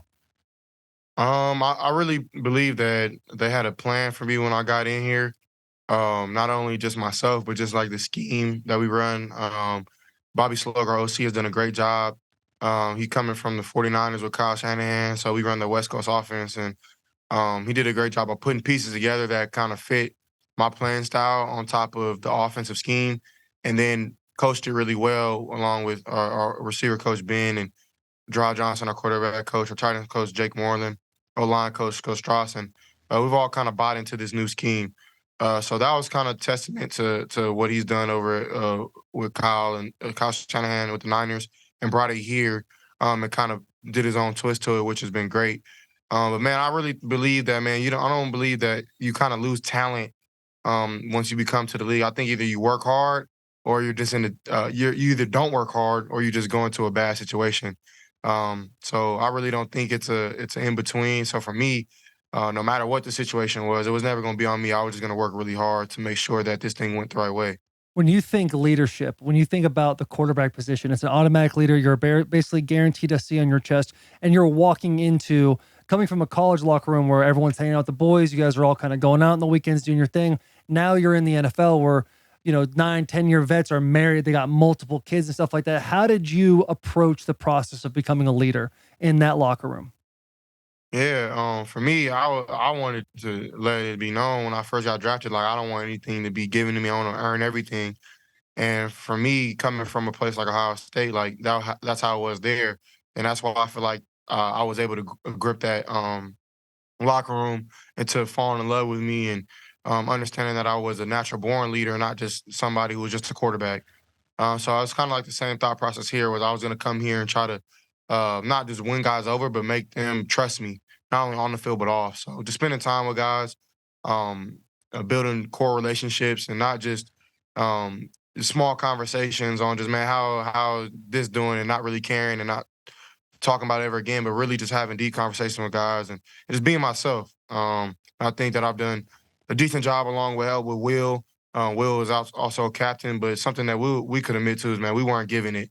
We earned that, and we brought a new swag and new type of mindset and to this culture. And I think D'Amico also has that, and that's why he gave us that C on our chest to represent the Texans like we do. So you come from Ohio State. You come from a conference that's the toughest, most competitive conference in the country. You play against some of the best defenses you'll ever see, like the ones in Nebraska. Is the NFL as big of a jump as you thought it'd be, or is it a little easier than you thought it'd be? I would say it's like in between. I wouldn't say it's easy nor like super hard. I feel like football is football, and of course the players get better. The windows are smaller, throws are you have to be more efficient, a lot more accurate. But I mean, I feel like that's the fun part of the game. Like that's what I enjoy. That's what I love. Just the grind of like how detailed you got to be to execute your job every play, and just go 1-0 a play. And I think sometimes as a young player, you can try to do so much on one play, or really just you think that you're Superman when you come out of college. But for me, I knew that, man, I had to grow and I had to learn, and I knew that if I put in the work, not only would I be good, but I would hopefully be great and lead my guys to victory and lead my guys to be better. And then that's kind of like the mindset I've had, was just want to know each play and not trying to put too much on my plate, control the controllables. I know it's easy to say, it's harder to do, but I really try hard to just get on my routine, and make sure that I was simplifying everything so I can just play fast on Sundays. And of course, my team around me has done a great job. I have a great marketing team, a great agent, a great manager, assistant. I have a great team around me that kind of filter out a lot of stuff so I can just focus on ball, which is a super good thing for me and a blessing. Hey, Will. I bet I can read this ad read faster than you can chug that bottle of water. Bet. Bussin with the Boys is brought to you by Body Armor. From sports drinks to sports water, Sport Armor keeps us hydrated all day long. Whether you're talking, watching, or even playing sports, Body Armor is your go-to choice. Real hydration, real ingredients, packed with electrolytes, vitamins, and nothing artifactual. Body Armor has great tasting flavors like strawberry banana and blue raspberry. The best athletes in the world hydrate with Body Armor, like Ronald Acuna Jr., Christian McCaffrey, Will Compton, Taylor Lewan, Alex Morgan, and the latest athlete to join the team, Joe Burrow. Listen, we talked about it. You got to get the strawberry banana. That is the one to get. That is my personal favorite. Available in stores nationwide. Head over to Body Armor store and Amazon to get yours today. Back to CJ Stroud. When you came from college, you came from a system that you look to the sideline and you see a cool, cardboard, and you look at a couple pictures and then you know what the play is. What was the process like for you to learn the verbiage and bring it into a huddle and be able to be confident and spew it, and not only spew it, but know it as well? Was that a difficult thing? Yeah, it was tough, man. Because everything, like you said, in college is all signals. So it was even hard learning those signals when I first got to college, and then when you get to the league, you have to throw it out of the way and get used to that headset, and the earpiece that's in your helmet, which isn't always the most clear thing ever. So you kind of just got to get used to like the I would say the accent in there. Like it sounds like gibberish sometimes, so you got to really know your plays so you can piece it together. And really, you want to tell a story while you're in there. You don't want to just ram through the play and make it seem like it can sound like something else. You want to like tell a story, and give it really detailed so guys know exactly what's going on. So that was a really big jump, coming from that. And of course, in the Big Ten, there was a lot of defenses that were like NFL style. So that kind of helped me as well, kind of going back to your question, from the last question. So it was kind of a little bit of both, though. Was learning the new idea of listening to in the headset to going out there and then looking at the defense from a huddle and not like being out there the whole time and be able to see as you're getting the play. Can I just say something before you ask the next question? Yeah, go ahead. I want to give a shout out to your PR team.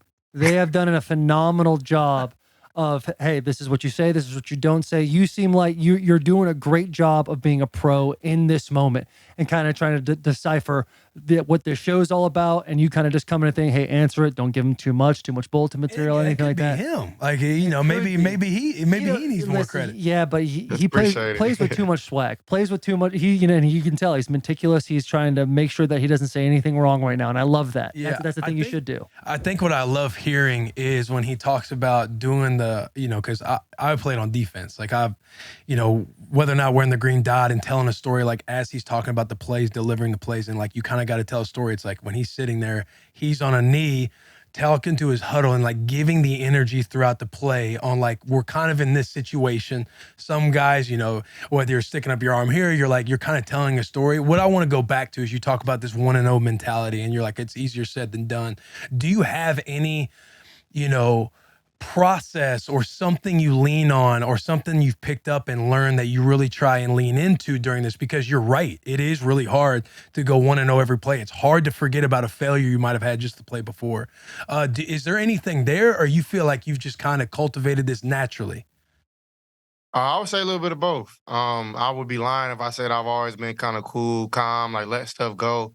Like just being young and immature, like probably even before college and going into college, I was very, very like fiery, and I didn't take no BS. Like I just was that's just who I was. And I still am that way, but I know how to kind of put that to the side when it's not necessary, which is important, especially as a quarterback.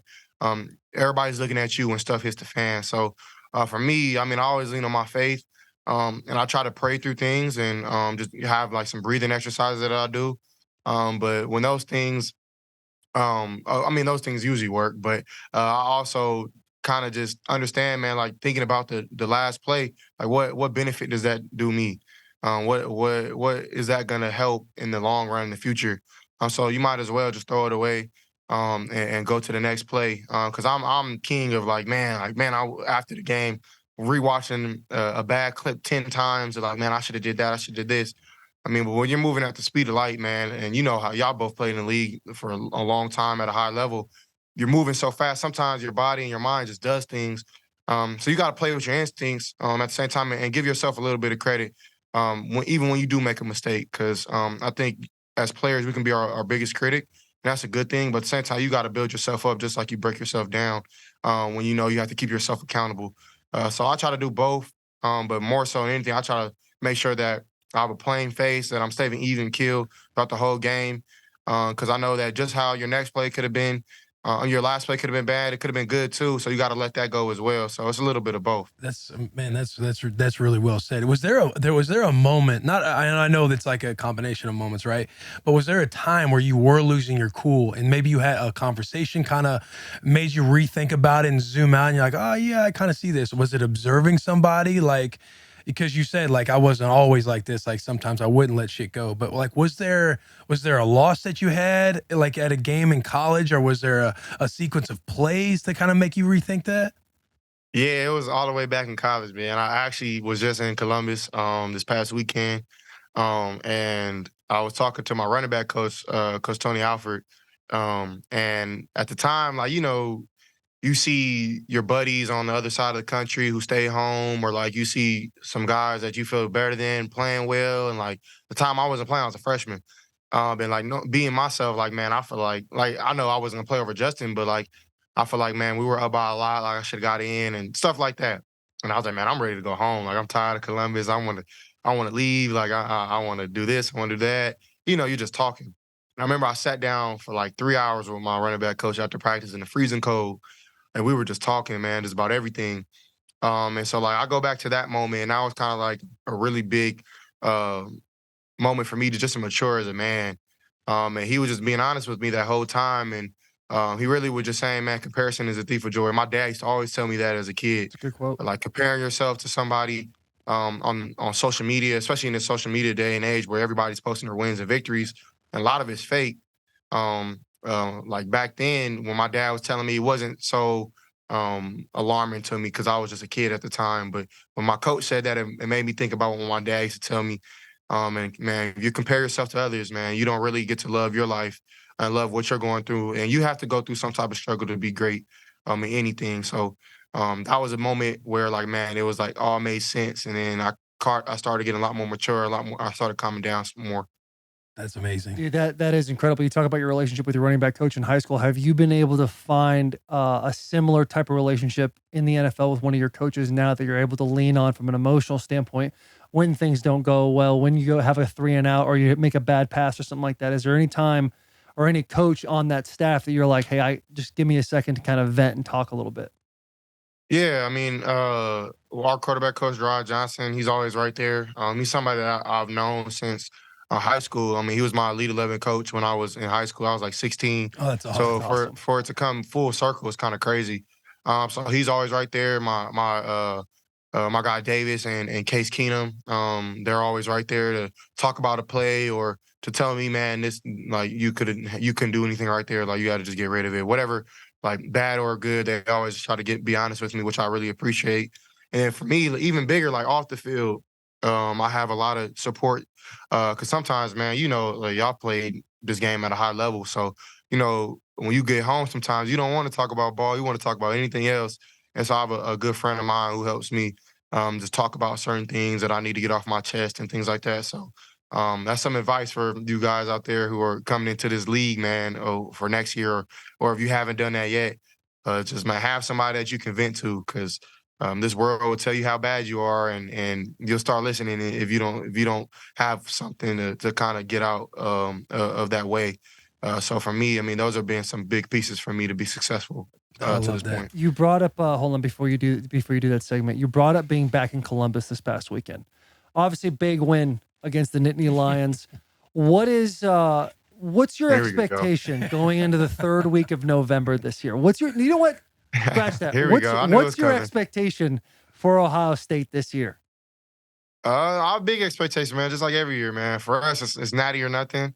I know you being a Team Up North guy, you have your own opinion, and I respect it. And yeah, I can't talk too much. I didn't beat y'all, so I have respect for those guys over there. I don't like y'all, but it's respect. And I think that team over there, talking to the DC Mike, who's with the Ravens now, my first time actually talking to him, and since we played him in 2021, and he had a lot of respect for me. Seeing a Jobu, I got to see Hutchinson, and it's all respect after you're done playing in that game, because we know how hard that game is if you've played in there. So it's not from respect for me. I still a little bitter from it, just being honest. But I hope this year, we get you guys and we get to go to the Big Ten Championship and win a natty, man. So that's the goal for us every year. But that's the big game every year. So I'm excited to see what happens this year. CJ, we got a segment presented by Dude Wipes. It's the shittiest. I love Dude Wipes. There we go. Dry buttholes are a thing of the past. It's all over with Dude Wipes. Clean it up at the end of your shit. What has been your shittiest moment of your rookie year so far? That's a great question. For me, I've had a couple. You always get a couple, but I would say maybe my preseason game against the Patriots. My first drive, it was like 3rd and 26, and like me being as hungry and aggressive as I am, I'm like, man, I'm finna get the first down. And my guy Mills from the Patriots, shout out to him, great player. They were in like this one plug look, or really one lurk, where the guy was robbing my eyes, and he was guarding our tight end, and our tight end blocked, so he freed up, and I didn't notice, and he jumped right in front of it and picked it off. So that was a good learning point for me. It's just 3rd and 26. Sometimes you got to just lick your wounds and take the check down. So that was good learning for me. So that was probably one of the worst moments I had. I'm trying to think of a funny one that I've had, like off the field. Did you get any rookie hazing, anything with a veteran? Not that it's like a shitty, I'm pissed off moment, but like, yeah, like you got by one of the boys. I've gotten fined a lot for for being on TV. I don't know, like that's that locker room culture. Yeah. Always on TV, get fined. Yeah, Get the rookie. Yeah, rookie so right there. rookies on TV, I guess, is a no-no. So I got fined this weekend for being on game day. I get fined after every win that we get for being on with the reporter after the game, filling them in on certain things. So it's kind of funny to me, but I owe a lot of money right now. What's the what if you show up on TV? What's that fine? Is it like 500?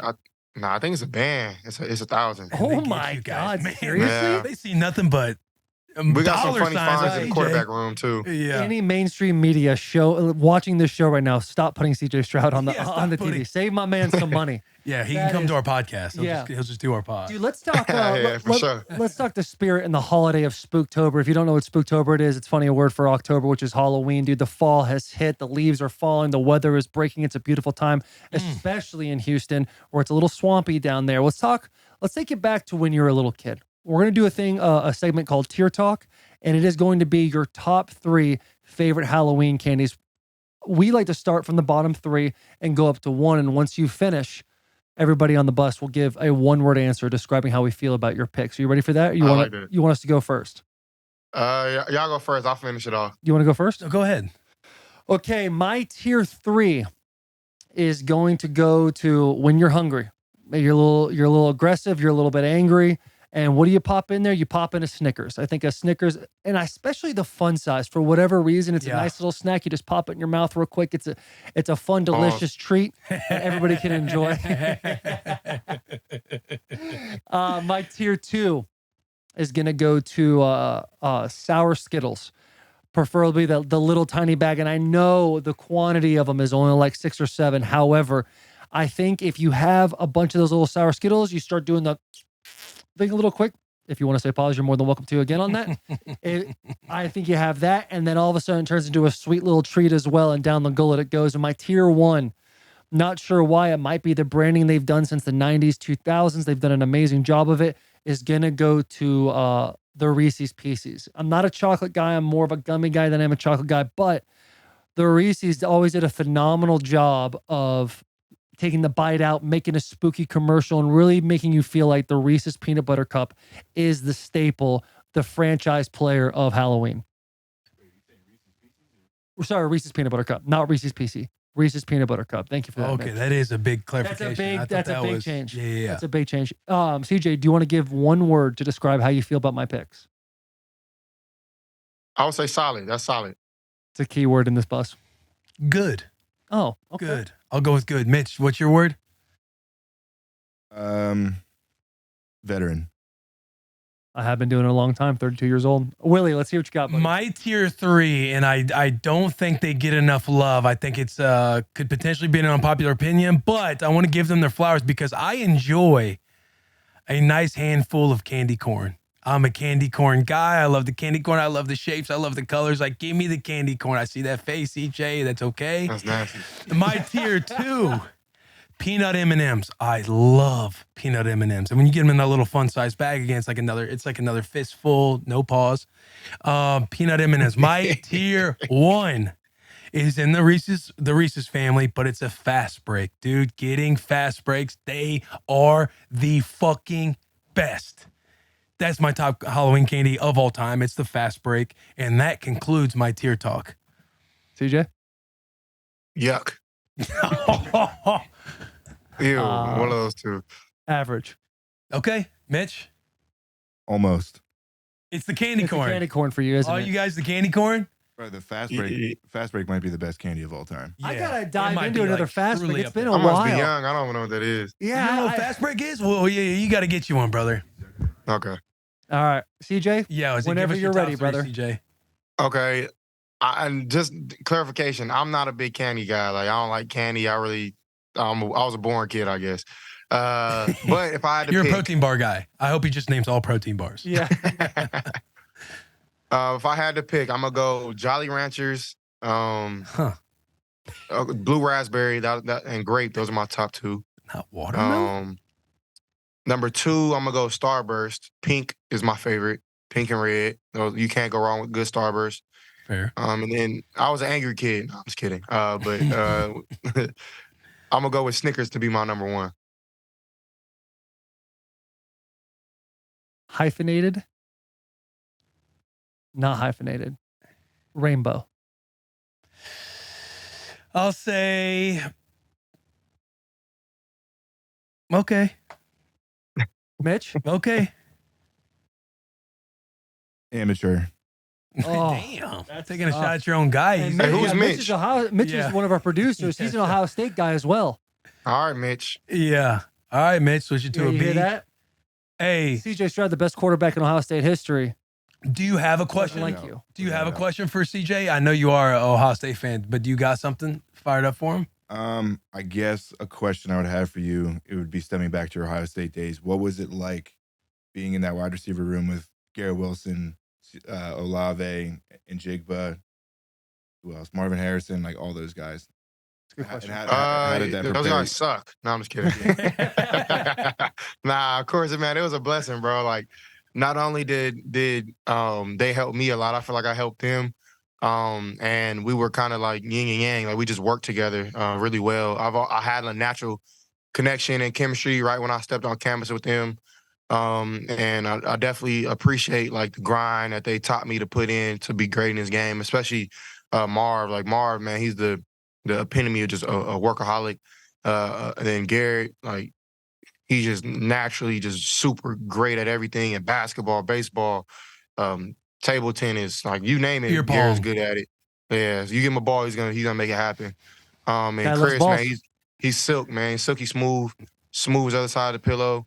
And he's just that type of swag that you just like you feel comfort around because you know he gonna make a play. And then Jackson, he's just a dog. Like he's somebody who just loves football.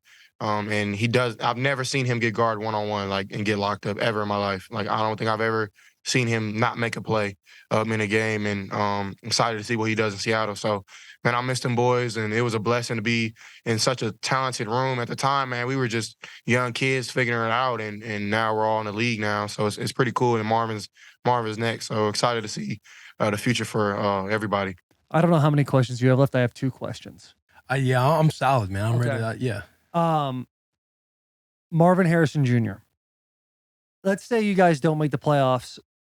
Would you want, if Marvin Harrison Jr. is available when your team picks next year, is that the number 1 guy you'd like on your team out of everybody in the draft? I'm playing GM. Yeah, man. Of course, I gotta say my guy Marv. And I wouldn't just even if he wasn't my teammate, you turn on the film, you hear the word of mouth of everybody on how hard he works, what type of guy he is. And I know for him, like everybody always talks about his family and like his pops, and he gets it from that. If I would be honest, I would say his dad set the foundation and he let him go. And Marvin loves this game for himself. And for me, that kind of opens up my eyes. Like, man, this dude's gonna be great because you hear like stories from guys, from great players' kids. They want to be great because they want to be better than their dad or whatever the case may be. Marv wants to be great because he wants to be great. So man, if I had to pick, I'd definitely pick Marvin for sure. He's a top 3 pick. In my opinion, he should be the first guy drafted, but that's not for me to decide. Yeah. I love that. My last question is going to be about an AFC South divisional opponent, and it's going to be about the Tennessee Titans. This week, they are wearing the throwback Oiler uniforms. Where is your stance on who should be able to wear the Oilers uniforms?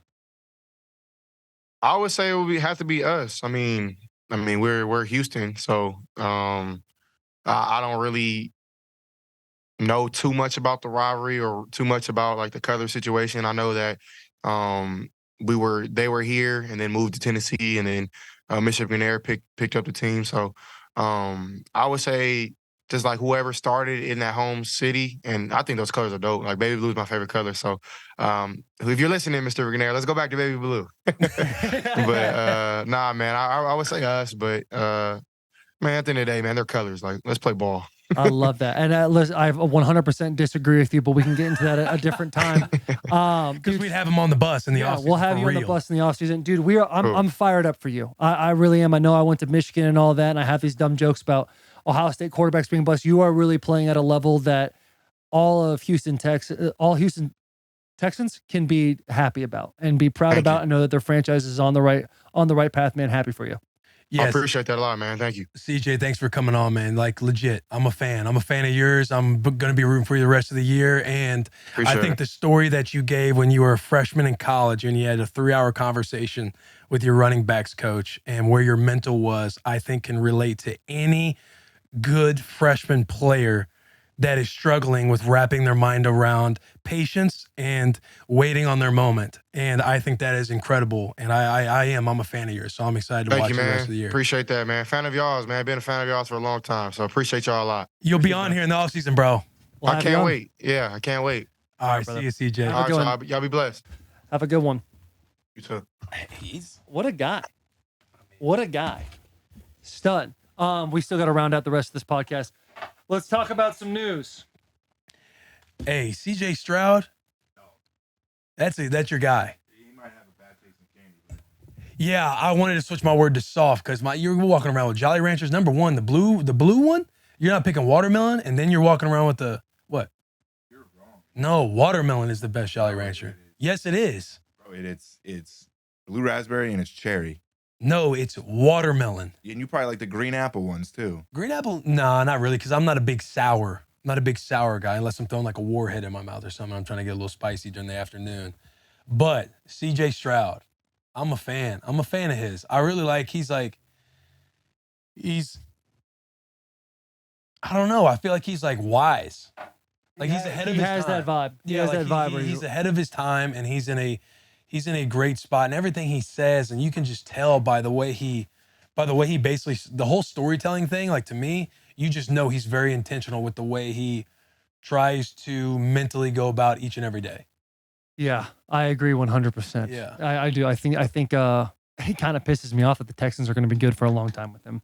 Yeah. It's But like I'm sitting there like, I'll be rooting for you all year, and I'm just thinking like, man, yeah, these dudes, the AFC South, you got Justin Lawrence, CJ Stroud, or I always say that. Yeah, too. Trevor Lawrence, CJ Stroud, Anthony Richardson, and maybe Willie Levy. More news. We got two things we got to talk about because I just got hacked on Twitter. But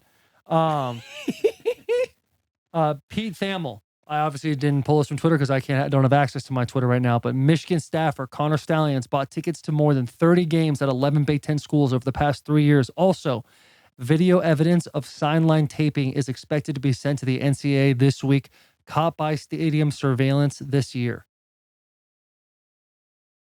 Could you imagine if Michigan is as good as they are and they're held out of the playoffs this year? You think that's a possibility? You think that would be like I a don't know. ramification? Here's what I don't So understand. explain in a nutshell what you just read. So what I just read is that somebody on the staff of the University of Michigan bought 30 tickets over the past 3 years. 30 total or to like each game? 30 tickets over the past 3 years. I can read it again for you if you want. Yeah, I didn't know if he's like bringing in a team. Maybe that double on him by me. All good. Bought more than 30 games. Bought tickets to more than 30 games at 11 Big Ten schools over the past 3 years. Here's what I don't understand. Why is this an issue? How it's been illegal since like the early 90s. Yeah, but like we're scouting. You're scouting opponents. Like, has the SEC not been doing everything wrong for 30 years, and all of a sudden Michigan, if this is true, which I don't think it is he taking video footage? Is that apparently there's video surveillance coming out about them essentially taping games? If they're taping, I mean, yeah, that's illegal. Because look, if is that possible? Could Michigan be taken out of the playoffs? Could they be? I don't know. I guess it depends on what the process is looking like right now. Like the ramifications and stuff are for that, because like if they're a target, I feel like that would be like extremely like harsh if they were to do that. Now, maybe if anything, they make the playoffs and then they're like, okay, we're taking it. Like if you guys won the Natty this year, they're like, all right, we're taking away the national. Just take away a couple wins.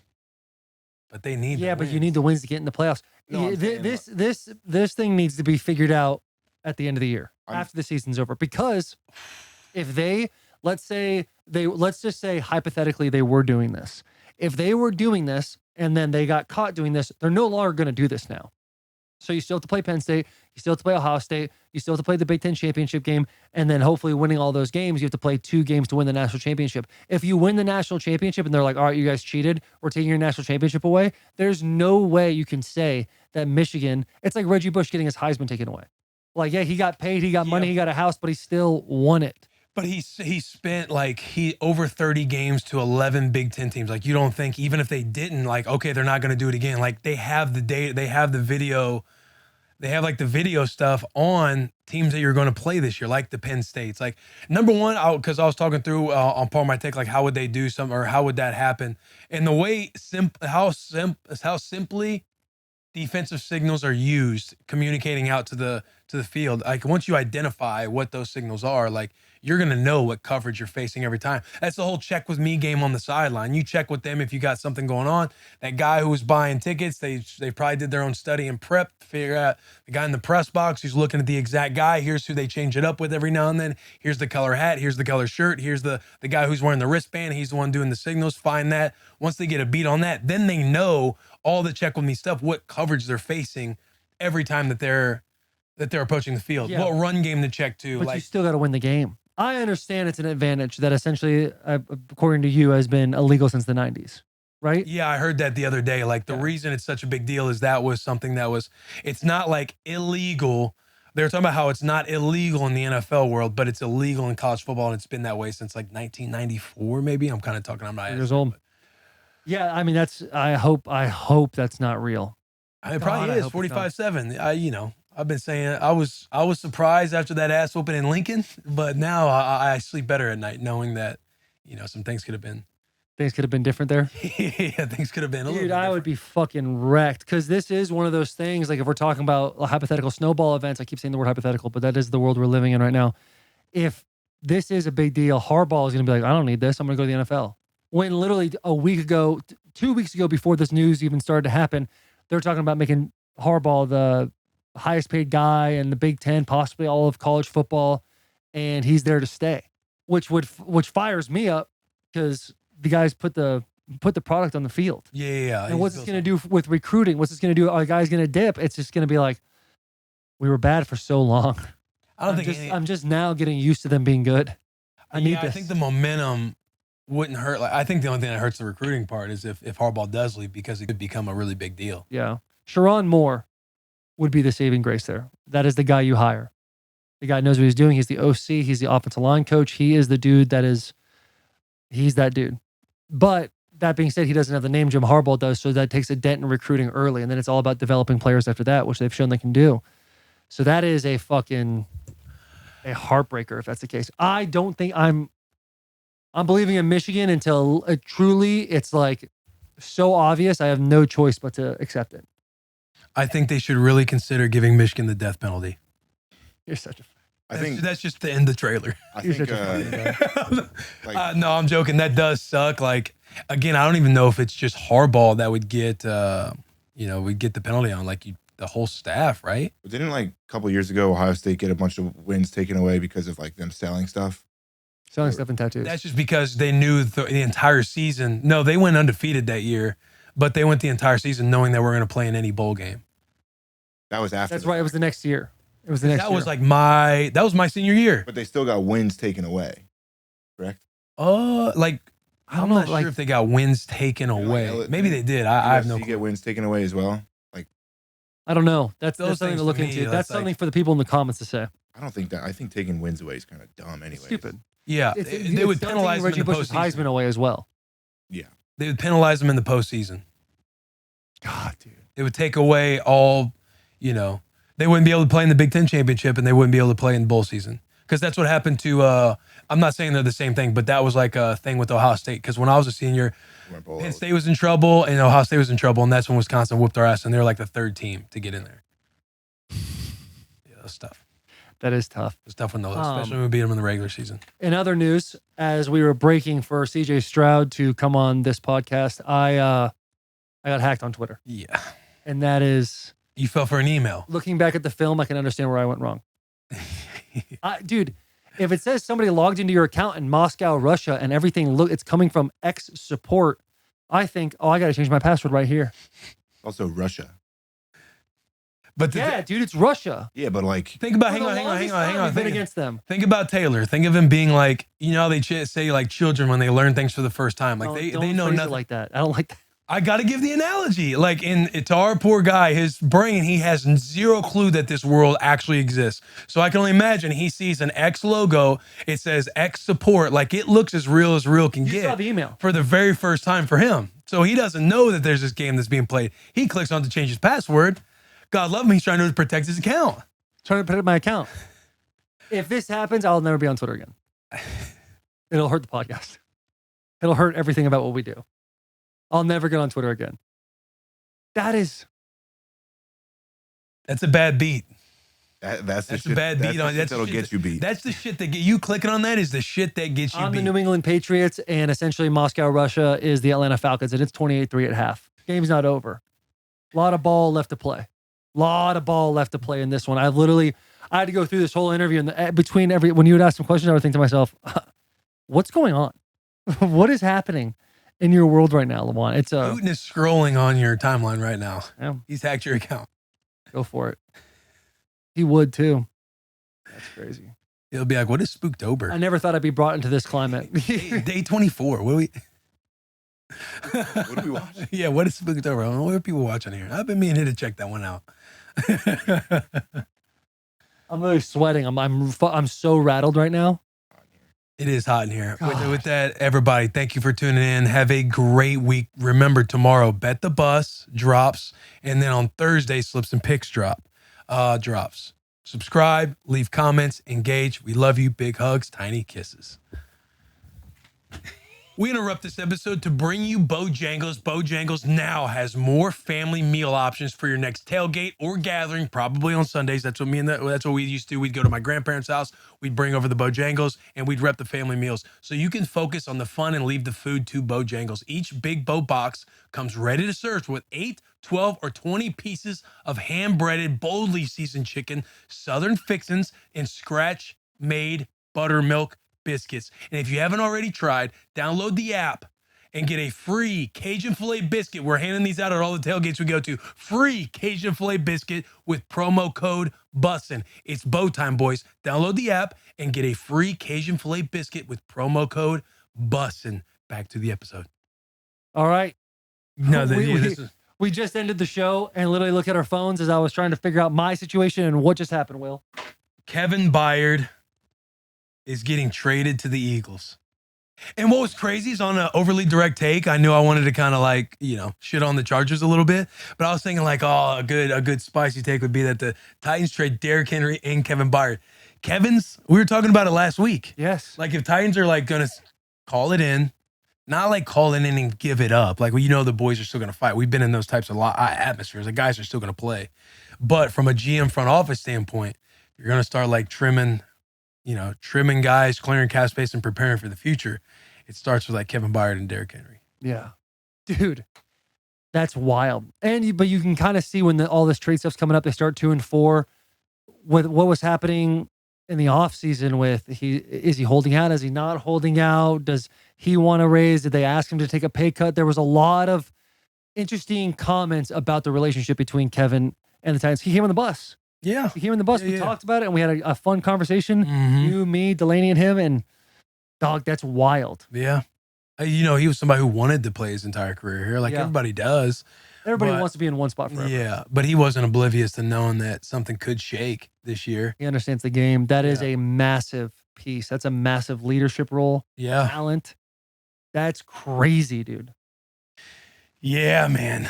I wonder what they're getting. I wonder like what draft. Terrell Edmonds and a 5th and a 6th, I believe. So they're getting draft capital and Terrell Edmonds. That's the linebacker, yeah?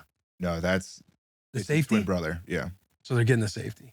Safety for safety, plus some picks. Terrell's probably got to feel pretty bad about that. But, Wait, I'm going to the Titans? Looking out for KB, that like good for him going to the Eagles. Here's the question. Yeah, he's going to a team. Shout out KB. He's going to a Super Bowl contender. Oh, sorry. I was sad for the Titans in my head. AJ Brown, Kevin Byard, Julio Jones, all Titans guys. I wonder if Derek was in the conversation. Because the only thing that made me think Derek, well, no, because Swift is a dog. I did see that rumor swirling of Kevin and potentially the Eagles. And it's like, well, that they have like a business relationship because the whole AJ Brown trade. So it wouldn't be crazy.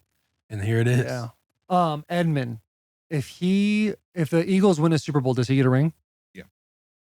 It's a win-win. Yeah. And from what I remember, I mean, he was drafted in the first round with his brother. Yeah, he was. Linebacker from the Bills. I think ever since being in the league, he hasn't played as much as his brother, but he started last night and like played pretty well for him. Yeah. Oh, wow. I was gonna say, I wonder what his role has been this year on the Eagles. We'll have to like look behind Reed Blankenship. That's why he played last week. Got you. Because it is. Even though he's a first rounder, he's not on the Steelers where he started. He gets a new deal, it seems like, with Philly. Now Philly's trading him. I wonder what his journey has been like from a GM armchair head coach perspective. He was just at the Phillies game with DeAndre Swift too. I saw that, and they had some funny clips too. Man, dude. Welcome to Nashville. Yeah, the only person that's really safe in that locker room is Jeffrey Simmons. Yeah. I mean, there's some other guys like, a Hooker. Yeah, I don't know how much. I think Hooker's in the 2nd or 3rd year of his deal. And he's a good player. He's a great player, but he's been hurt quite a bit. Yeah. He's a really good safety. Yeah. Yeah. No, Hook. He's a good safety. But yeah, man, I mean, when you're sitting at where the Titans are at right now, you got to make decisions, and sometimes they're going to be tough decisions because you got to think about the future. And the way Vrabel talks about KB too, the ultimate pro. You see him in team meetings. He's loved KB since day one. I guarantee the meeting on Wednesday, Vrabel will accidentally say, KB, because he always would reference KB or Right. talk to KB during the team meeting where the whole organization is in the room. But Yeah. he would say, "Hey, Jeff, KB," like he would always talk to them essentially. Yeah. That's One of Rave's favorites. No question. no question. That's wild, man. Should we get a moment of silence? Kevin Byard, Tennessee.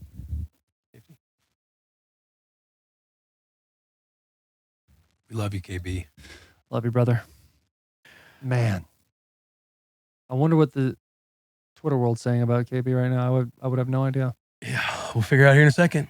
You guys will. Yeah, well,